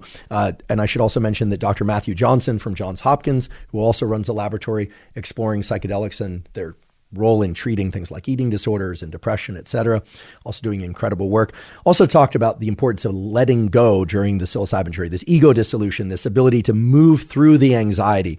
And again, I can't underscore this enough because it's been told to me over and over again by the top researchers in this area that people will head into that peaking phase of the psilocybin journey, and oftentimes it is not pleasant for them. They're feeling like it's uncomfortable, it's scary, and their heart rate is up, and their blood pressure is up, and they're having a hard time calming down than they want to calm down. But it does seem that while the guides should not ramp them up and get them more stressed, that the ability to move through that stressful period, to somewhat guide oneself, or to be encouraged to guide oneself through that peak, and that anxiety and the fear of losing oneself and the so-called ego dissolution that occurs is an important feature for an effective therapeutic session. In this study, anxiety itself was inversely correlated with a positive therapeutic outcome. Okay, so this is important and somewhat nuanced. On the one hand, I'm telling you that the letting go, the ego dissolution, does seem to be important in terms of reporting a psychedelic experience as effective, as having accomplished something, and perhaps even explaining some of the long-term positive effects to emerge from that psychedelic journey, in this case, psilocybin journey. However, non-responders, that is, people who did psilocybin but did not have a positive therapeutic outcome in comparison to the responders, those non-responders tended to have higher subjective ratings of anxiety than did the responders. So this is important. And what it speaks to is the fact that Well, yes, letting go during the session, experiencing some anxiety, perhaps even ego dissolution and the dissolving of self and then the return of self is important. It is also important, it seems, that anxiety not be so high or subjectively experienced as so high that one does not experience the positive neuronal rewiring that leads to a more pervasive, elevated mood. Okay, so I'm definitely saying two things at once because I'm trying to capture the data accurately. It would not be fair for me to say, just let go, experience as much anxiety as is possible, and that's part of the process. Yes, letting go, again in air quotes, seems to be important for one's experience of the psychedelic journey, in particular around the peak that occurs about 2 hours in or so. However, extreme levels of anxiety seem inversely correlated, or negatively correlated would be the better way to put it, with the positive therapeutic outcome or relief from depression. So this takes us back to all of the things we've been talking about thus far, not just the chemistry and biological action of psilocybin, but the key importance of getting dosage right, the key importance of making sure that you're in a safe environment, but also one in which the guides really know what they're doing. I think this is one of the biggest and most important reasons for having well-trained guides who really understand the contour of the psychedelic journey, but are also trained in how to help somebody with their anxiety in real time while they're under the effects of psilocybin.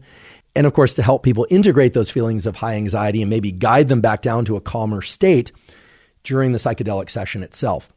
And here I can just mention some unpublished data and studies. And again, these are very preliminary, but through discussions with Dr. Matthew Johnson, who's running these psilocybin and other sorts of psychedelic trials at Johns Hopkins, he and I discussed the importance of having a real-time tool to adjust anxiety while under the influence of psychedelics like psilocybin.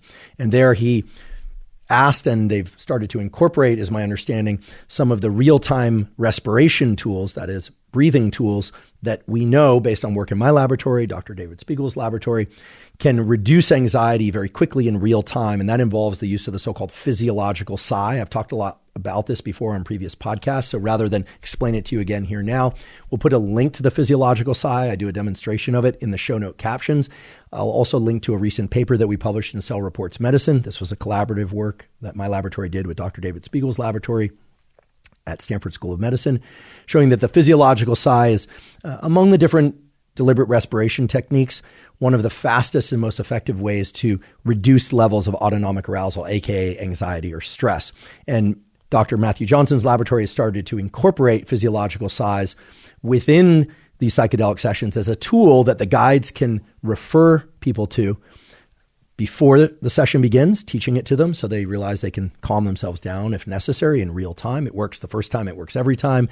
This is not because it's some magic breathing technique that I created. It certainly is not. This is a naturally occurring pattern of breathing that occurs in sleep and in waking, but that when done deliberately leads to very rapid and quite significant decreases in stress and anxiety.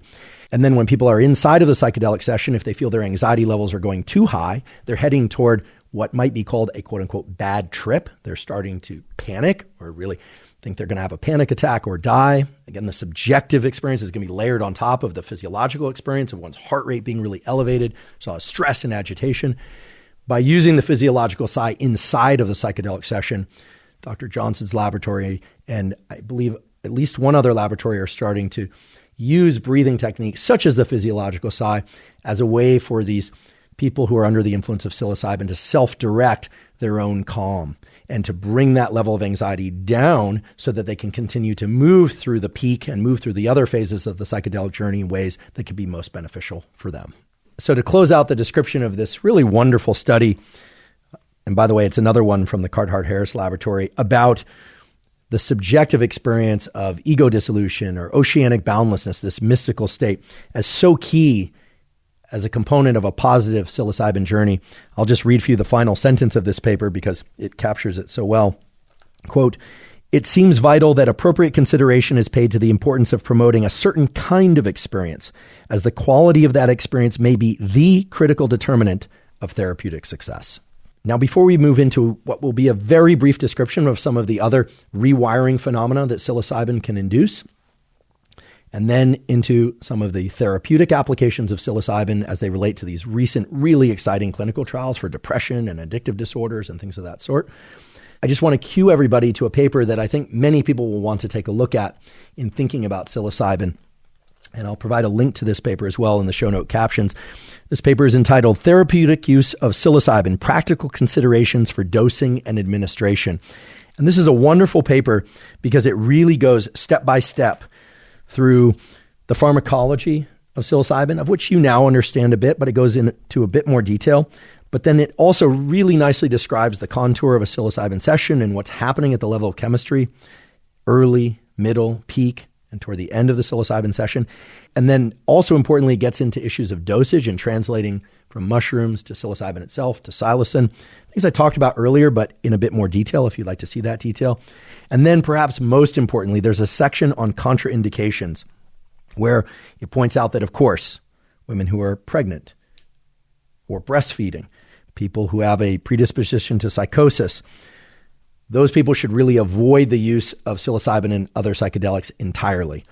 It also talks about where the evidence is strong, moderate, and weak for the use of psilocybin for treatment of various disorders. And I can just summarize that very quickly because it's where we're going to head in a few minutes, which is that the most evidence for positive therapeutic outcomes in response to psilocybin taken and conducted in the manner that we've been describing today in terms of dosage and journey, set and setting, is for cancer-related depression, cancer-related anxiety, and treatment-resistant depression.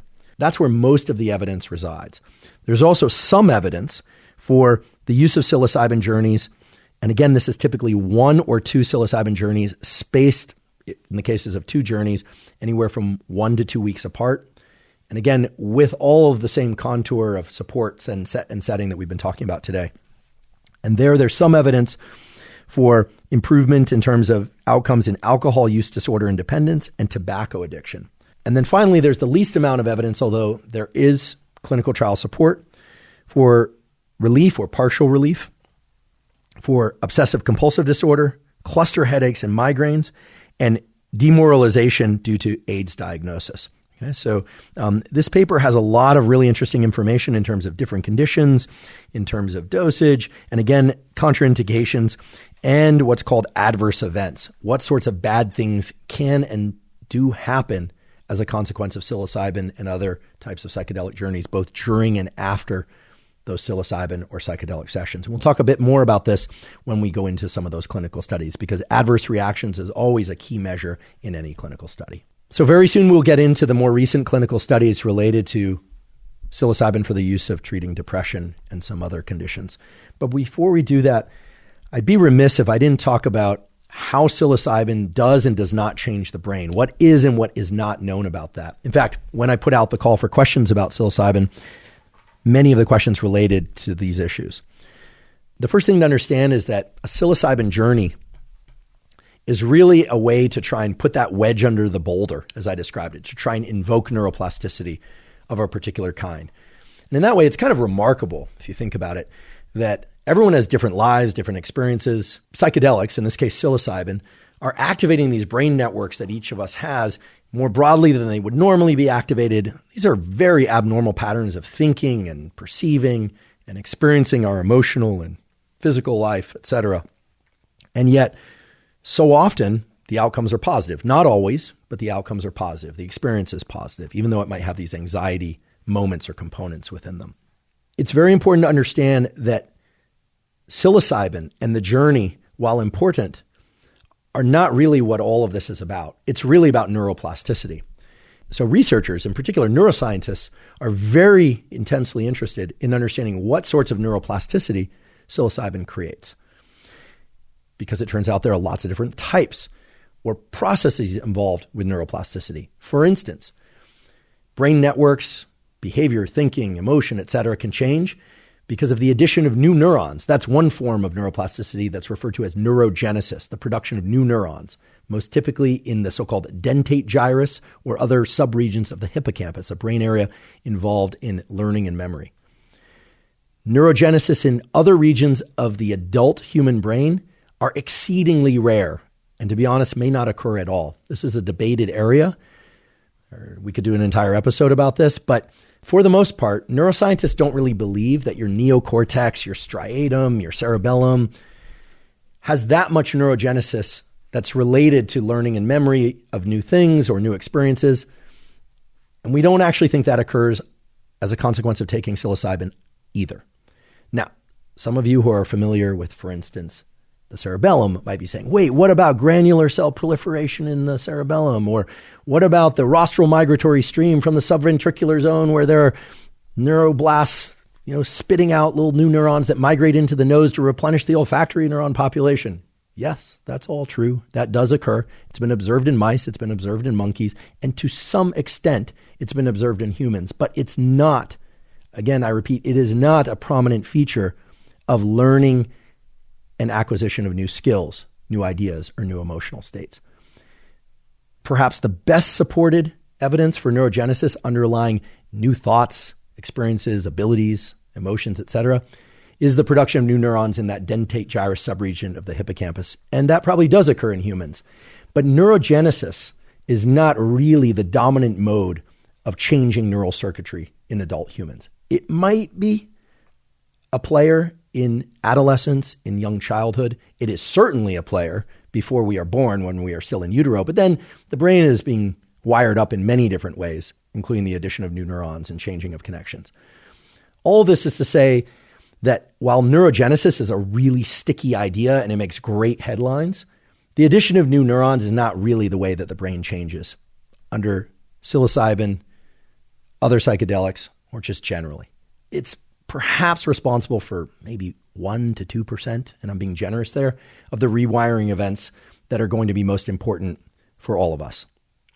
So we need to set that down and kind of cement that there until further evidence comes out to the contrary. That's certainly where and here I feel comfortable speaking for the majority of neuroscientists out there, professional neuroscientists, that is. The papers showing adult neurogenesis are interesting, but they don't really explain most of the plasticity that occurs in the adult human brain. So if neurogenesis ain't it, what is? Well, it's very clear that psilocybin, other psychedelics, and any sort of behavioral or drug intervention that can induce neuroplasticity does so largely through the addition or strengthening of new neural connections or through the elimination or weakening of other neural connections. And if you look at the data exploring the mechanistic basis for psilocybin-induced neuroplasticity, it's mostly focused on animal brains, animal models, mice and rats in particular. A little bit on primates, but mostly mice and rats, because that's where the interventions can be done of knockout animals, of imaging the brain in real time. Of course, there are the beautiful studies of Robin Carhart-Harris and others exploring neuroplasticity at the level of brain imaging, at the level of ultrasound measurements of how active are certain brain areas in humans, how extensive is the modularity or not extensive is the modularity, et cetera, the stuff we talked about earlier. So in other words, there are neuroplasticity studies of the effects of psilocybin in humans. But in terms of underlying mechanisms of neuroplasticity, I think the predominant theory is that psilocybin induces neuroplasticity through the addition of novel connections in those pyramidal neurons of the frontal cortex, elsewhere in the cortex, and certainly also in the visual cortex, probably also subcortically as well, below the cerebral cortex, in areas like the thalamus, maybe even in the brainstem as well. And that those neuroplasticity events are structural and functional, and they involve a couple of basic events, the most prominent of which is the growth of dendrites. Dendrites are those little branches or processes that come out of the neurons, not just the pyramidal neurons, but other neurons as well. But since we're talking mainly about pyramidal neurons today, both the apical, those ones that they're called the apical tufts. They're the ones that reach laterally to connect with other neurons, communicate with other neurons that we talked about before, as well as the dendrites that come out of the base of those pyramidal neurons. Those processes grow in response to psilocybin, as well as the addition of what are called dendritic spines. So the dendrites are the branches. The spines are these little protrusions that grow out. They actually, and here, I don't know if this is coincidence or not. Again, I always say I wasn't consulted at the design phase, but these little protrusions actually look like little mushrooms. They have a little stalk and they have a little head, a little spine head. And those little spines, so think of these as like little tiny mushroom appearing. Okay, they aren't actual mushrooms. Okay, the first person that puts in the comments, oh my goodness, I learned today that mushrooms grow out of our neurons when we take magic mushrooms. That is not what I'm saying. What I'm saying is that these little mushroom-shaped protrusions that we're calling dendritic spines do in fact grow out of dendritic branches of neurons when animals ingest psilocybin or are injected with psilocybin, and that those little mushroom-shaped protrusions are the sites of new excitatory connections, new locations for input from other neurons to activate those neurons that have those little mushroom-shaped protrusions.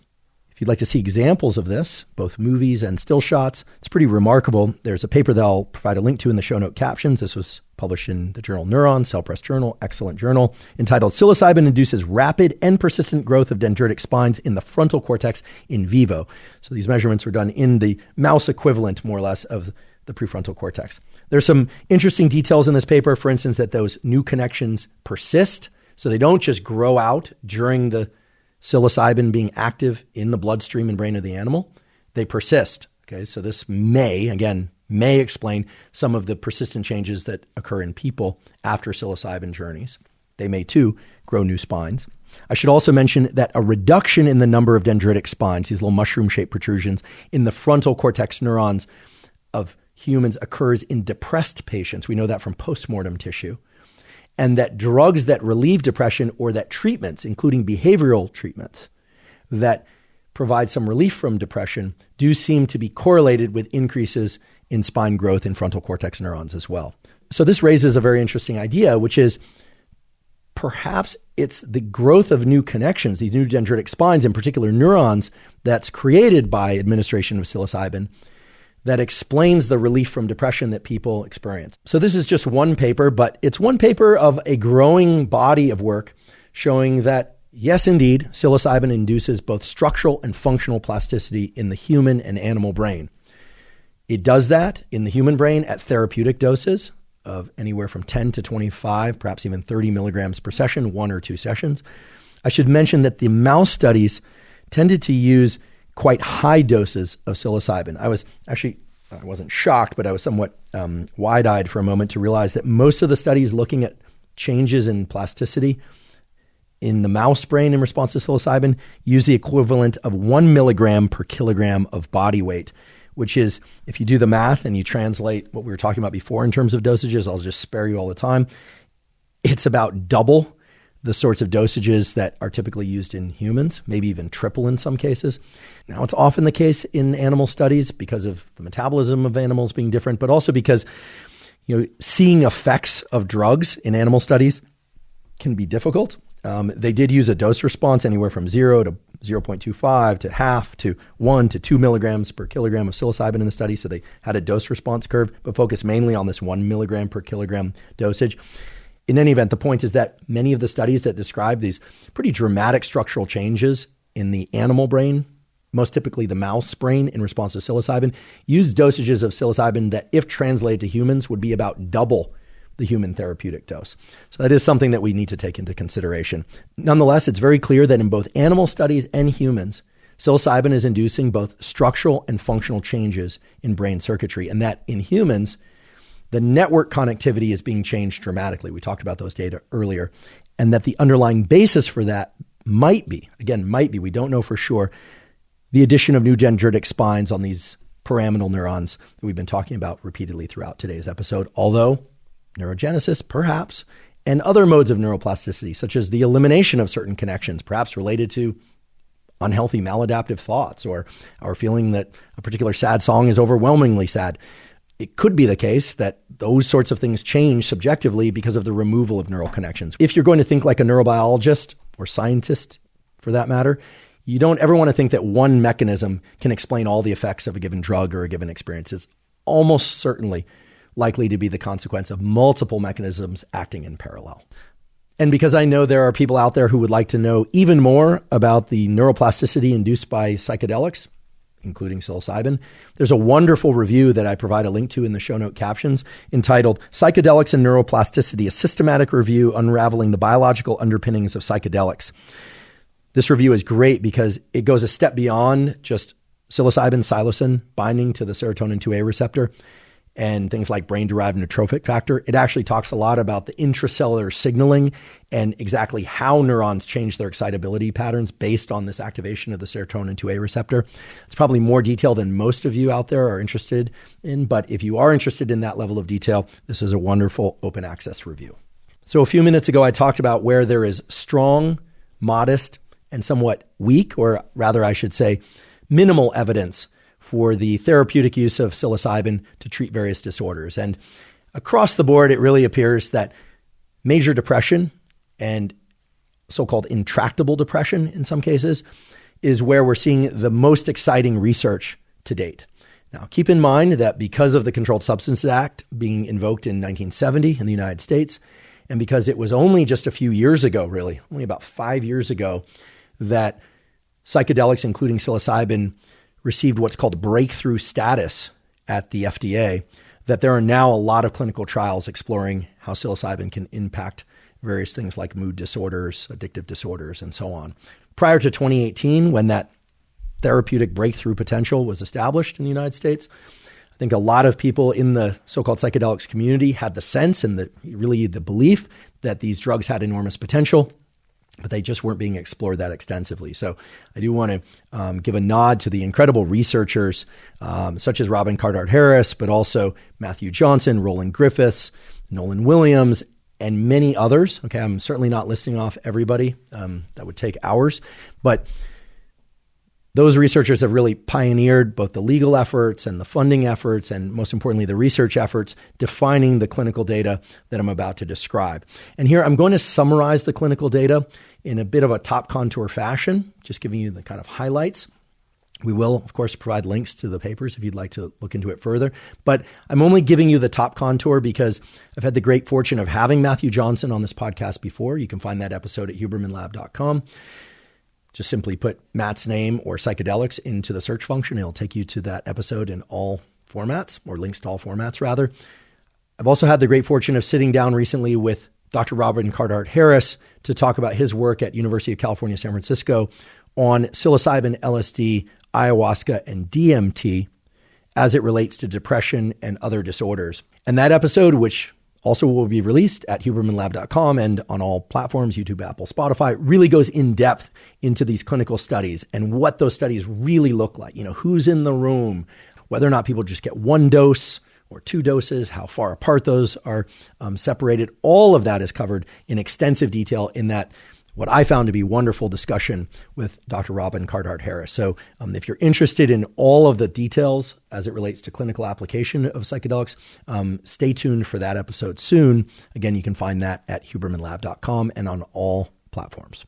In the meantime, I would be remiss if I didn't include a bit of discussion about what has been observed in terms of using psilocybin journeys as a way to treat depression, because the data are just so exciting.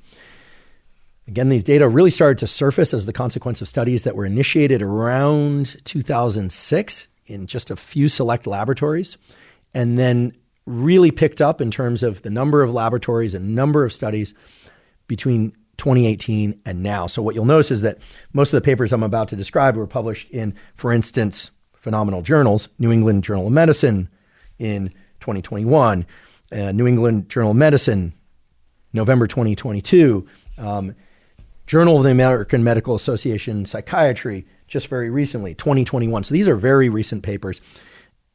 Essentially, all of these clinical studies involve either one or two psilocybin sessions. The dosages that were explored range from 0 milligrams, so placebo, if you will, 10 milligrams, in some cases 25 milligrams, in some cases 30 milligrams. And most typically, people received the same dosage for both sessions, if indeed they did both sessions. However, there's at least one study looking at just one single episode of psilocybin administration. So this is the paper entitled, no surprise, Single Dose Psilocybin for Treatment-Resistant Episode of Major Depression. This was published in the New England Journal of Medicine in November of 2022. I'll just summarize the results of this single application study. They randomly assigned subjects who had treatment-resistant depression, so they'd resisted treatment to other things, to receive a single dose of a synthetic formulation of psilocybin. So they're not eating mushrooms, they're getting a synthetic dose of psilocybin, but the dose is known, of either 25 milligrams, 10 milligrams, or 1 milligram, which was the control. And they received psychological support. There were a number of different tests, subjective tests of depression, taken before and after the psilocybin journey. They had about 75 to 79 participants in each group. again at the 3 different doses, 25, 10, or 1 milligram. And they looked at the changes in these scores, these depression-related scores on these tests. There are many results from this paper one could summarize, but among the most important results I can summarize from the discussion, and here I'm paraphrasing, that the change in baseline levels of depression, that is, at week 3, following the psilocybin session, was significantly better. That is, people experienced more relief, or more people experienced more relief from the 25 milligram dose than from the 1 milligram dose. And, this is important, there was no significant difference between the 10 milligram dose and the 1 milligram dose. This really points to the fact that the 25 to 30 milligram dose that's used in the largest numbers of studies exploring treatment-resistant depression really seems to be, I don't want to say the best dose, but the most effective dose, at least in this clinical context, in this setting, and with this particular patient population. So we want to be careful to say that so that one doesn't just translate that 25 milligrams is better than 10 milligrams, although in this study it was for sake of treatment-resistant depression relief. There were a number of other key aspects of this paper, in particular the exploration of so-called adverse events, so things like headaches, propensity for self-harm, actual self-harm, anxiety, and so on. It's worth mentioning that there were adverse events in essentially every group. The number of adverse events was highest in the 25 milligram dose group. And this is observed in other studies as well. With higher dosages, there tends to be greater relief from depressive symptoms, but also a greater chance for adverse events. Some of those adverse events can be quite severe, so feelings of suicidal ideation, etc. Some of them one could consider a little less severe, mild headache, or severe headache that was transient, or anxiety that was transient. Again, highly individual responses. We could go line by line and table by table through this paper, which we won't because there's a lot of data. Again, we'll provide a link to this paper if you'd like to peruse it yourself. It's fairly straightforward to read. That's one thing that's nice about these clinical trials is they tend to be written in fairly non-technical language, although there's a little bit of technical language. The important point is that a single dose of 25 milligrams of psilocybin provided significant relief from treatment-resistant depression in this particular patient population. But it is not the case that 100% of the people who took 25 milligrams of psilocybin experienced that relief. However, the majority of them did. Now, when you say majority in science, you really need to look to numbers. And the reason I'm not telling you, oh, it was 75% or 60% or 50% is because it depends on which time point people were analyzed. People were asked about their level of depression relief immediately after, 1 week after, 2 weeks after, 3 weeks after. And the degree of relief tended to change over time. In fact, it tended to diminish over time, but it was also stable, or remarkably stable, I should say, at least by my read, in the 25 milligram dose group. And that is summarized nicely in figure 2 of the paper because they explored these people's levels of depression out to week 12, and they still saw a significant degree of depression relief 12 weeks after the single 25 milligram psilocybin dose session. So as I mentioned earlier, there are now about a dozen or so excellent studies, clinical trials exploring the use of single or 2-session psilocybin treatment in that 25 to 30 milligram range, which seems to be the most effective dose for long-lasting relief from depression. Each one of those studies explored something different, as is important. Replication is also important, of course, in order to validate previous studies. But for instance, there have been comparisons of psilocybin versus SSRIs or other antidepressants. There have been comparisons of psilocybin plus psychoanalysis or cognitive behavioral therapy versus cognitive behavioral therapy alone or psychoanalysis alone. And so there's a lot of evaluation now of the clinical outcomes and the statistical outcomes of these subjective measures and even some objective measures of neurochemistry where that's possible in terms of trying to understand if and how psilocybin is effective for the treatment of depression. And the major takeaway is that indeed it does seem to be the case. And the numbers that I feel comfortable not throwing out there, but putting out to you reflect my conversation with Robin Carhart-Harris. Again, that will be released soon at hubermanlab.com, as well as takeaways from what I would say are the 6 broadest studies, meaning they had the widest range of age groups, the broadest demographic in terms of the subjects, their backgrounds, their levels of education, men, women, ethnicity, etc. And a lot of that can be summarized in the paper entitled Effects of Psilocybin-Assisted Therapy on Major Depressive Disorder. This was a particular randomized clinical trial, but in the discussion, I think they summarize it quite well, which is that if you look at the number of people who take this 25 milligram dose twice in sessions spaced about a week apart, what you will find is that anywhere from 60 to 75% of the people who have major depressive disorder who do these psilocybin sessions in the proper setting report a good experience with it, have minimal adverse events coming out of those sessions and in the weeks following. Those people experience substantial positive relief from major depression in ways that other treatments that they'd explored, including antidepressant drugs, cognitive behavioral therapy, and other types of therapy alone could not provide. Now, it's a general feature of these clinical trials focusing on psilocybin that people are asked to stop taking their antidepressants prior to participating in the trial. It's also a general feature of these trials that people are encouraged to not suddenly start their antidepressant treatment immediately afterwards, because of course that could confound the results of the psilocybin treatment. However, and this is a very important thing to note, all subjects were encouraged not to avoid taking those antidepressant medications if in fact their clinician felt that it was important for their immediate and long-term survival. So, no one should be reckless in thinking about what to add or delete from their drug protocol when dealing with depression, all right? The outcomes could be very severe in that case. Nonetheless, we can paraphrase from the discussion of the paper I just mentioned because it really highlights the incredible results that psilocybin applied in these particular therapeutic settings are providing. And here, again, I'm paraphrasing. The present trial showed that psilocybin administered in the context of supportive psychotherapy, consisting of approximately 11 hours of psychotherapy, so this is going to be 2 sessions of the psilocybin with proper therapeutic support, produced large, rapid, and sustained antidepressant effects. The effect sizes reported in the study were approximately 2.5 times greater than the effect sizes found in psychotherapy, and more than 4 times greater than the effect sizes found in psychopharmacologic depression treatment studies. In other words, 4 times the positive effect observed with typical SSRIs or other pharmacology of that sort. These findings are consistent with the literature that showed that combined pharmacotherapy and psychotherapy were more efficacious in the treatment of major depressive disorder than either intervention alone. So again, this points to the fact that combining drug therapy with talk therapy, as it's often called, is going to be more effective than either treatment alone. Here, the drug therapy is psilocybin therapy.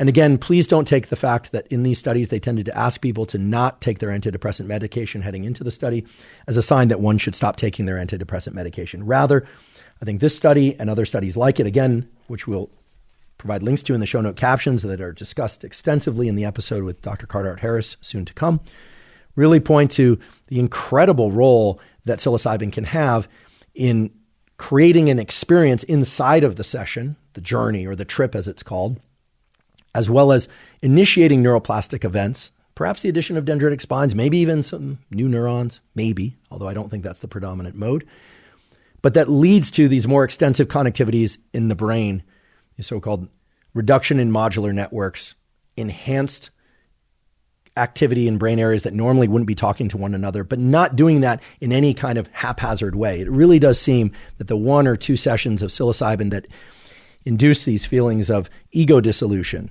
that induce these feelings of oceanic boundlessness, right? So mystical. Right? And in many ways, it's what I find so incredible about psilocybin and other psychedelics is that despite the highly mystical, highly subjective, and still at this time, somewhat top contour understanding of how they might exert their effects. You can highlight, boldface, and underline might there, right? Because it hasn't really been firmly established what the exact cell biological rewiring events are. But there is now what I would refer to as a center of mass of data that point to the fact that psilocybin, when taken in the appropriate set and setting, at the appropriate dosages, can invoke the sorts of neuroplasticity and changes in emotionality, in perceptual experience, not just during the psychedelic session, but for long periods of time after the psychedelic session that can provide really remarkable relief from things like major depression and perhaps other psychiatric issues as well. And of course, I realize that many of you are listening to and or watching this episode, and you're not necessarily depressed or thinking about psychedelics like psilocybin in the context of depression. I hope today's discussion allowed you to better understand how psychedelics, and psilocybin in particular, because that's what we've been talking about, are able to exert these incredible effects that they seem to exert. This is not a call for everyone to run out and do psilocybin. It is absolutely not that. It is, however, my attempt to really put a magnifying lens on this incredible area of research that's happening, not just in the context of clinical trials, but in the context of trying to understand how serotonin and how drugs like psilocybin, which in many ways mimic serotonin, and more particularly the activation of particular receptors in the brain, like the serotonin 2A receptor. I mean, just sit back and think about that. The selective activation of this receptor, which is, by the way, associated with the expansion of the neocortex across evolution. Didn't mention that before, but indeed it is.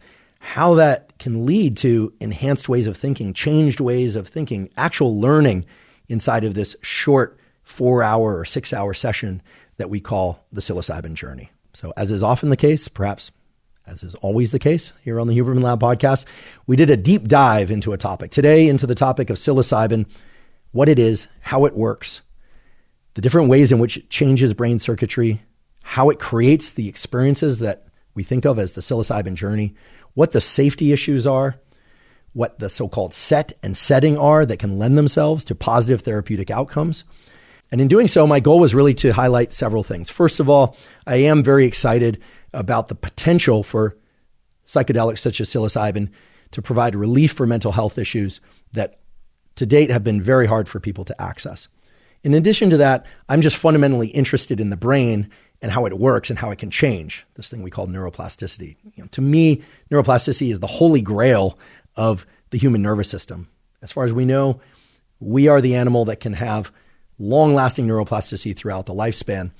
And if it requires the use of compounds in a safe and controlled way, such as psilocybin, in order to achieve maximal plasticity in a short amount of time, that's exciting. But of course, that also needs to be considered with all of the safety precautions in mind that we talked about earlier, including the fact that people who have a predisposition or who have psychosis or bipolar disorder, or a relative that has psychosis or bipolar disorder, younger people, meaning people 25 years of age and younger, and really anyone who's not working with a dedicated and highly trained physician needs to be very cautious about these compounds as well. They're very exciting.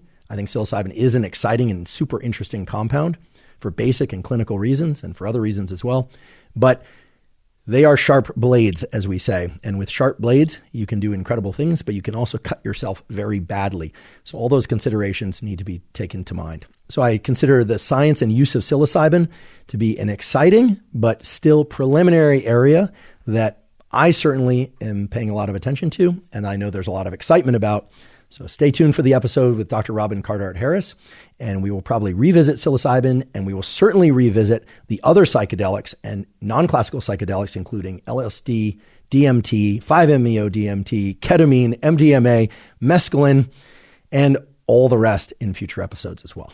If you're learning from and or enjoying this podcast, please subscribe to our YouTube channel. That's the best zero-cost way to support us. In addition, please subscribe to the podcast on both Apple and Spotify. And on both Apple and Spotify, you can also leave us up to a 5-star review. If you have questions for me or comments about this or any other podcasts or topics that you'd like me to cover or guests you would like me to interview on the Huberman Lab podcast, please put those in the comment section on YouTube. I do read all the comments.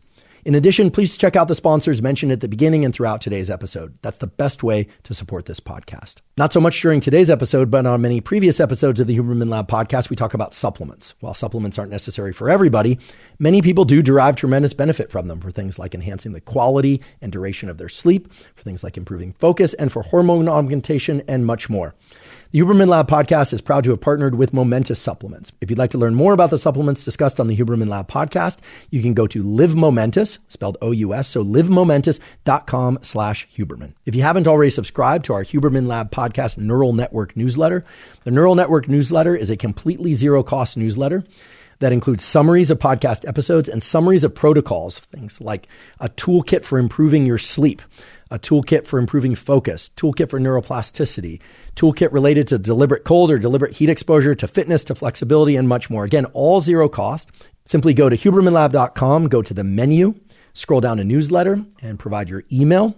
We do not share your email with anybody. And again, the newsletter is completely zero cost. And to see previous newsletters, you can simply scroll down a bit further on that neural network newsletter page at hubermanlab.com, and you'll find downloadable PDFs. And you can just click on any of those PDFs, no sign up required.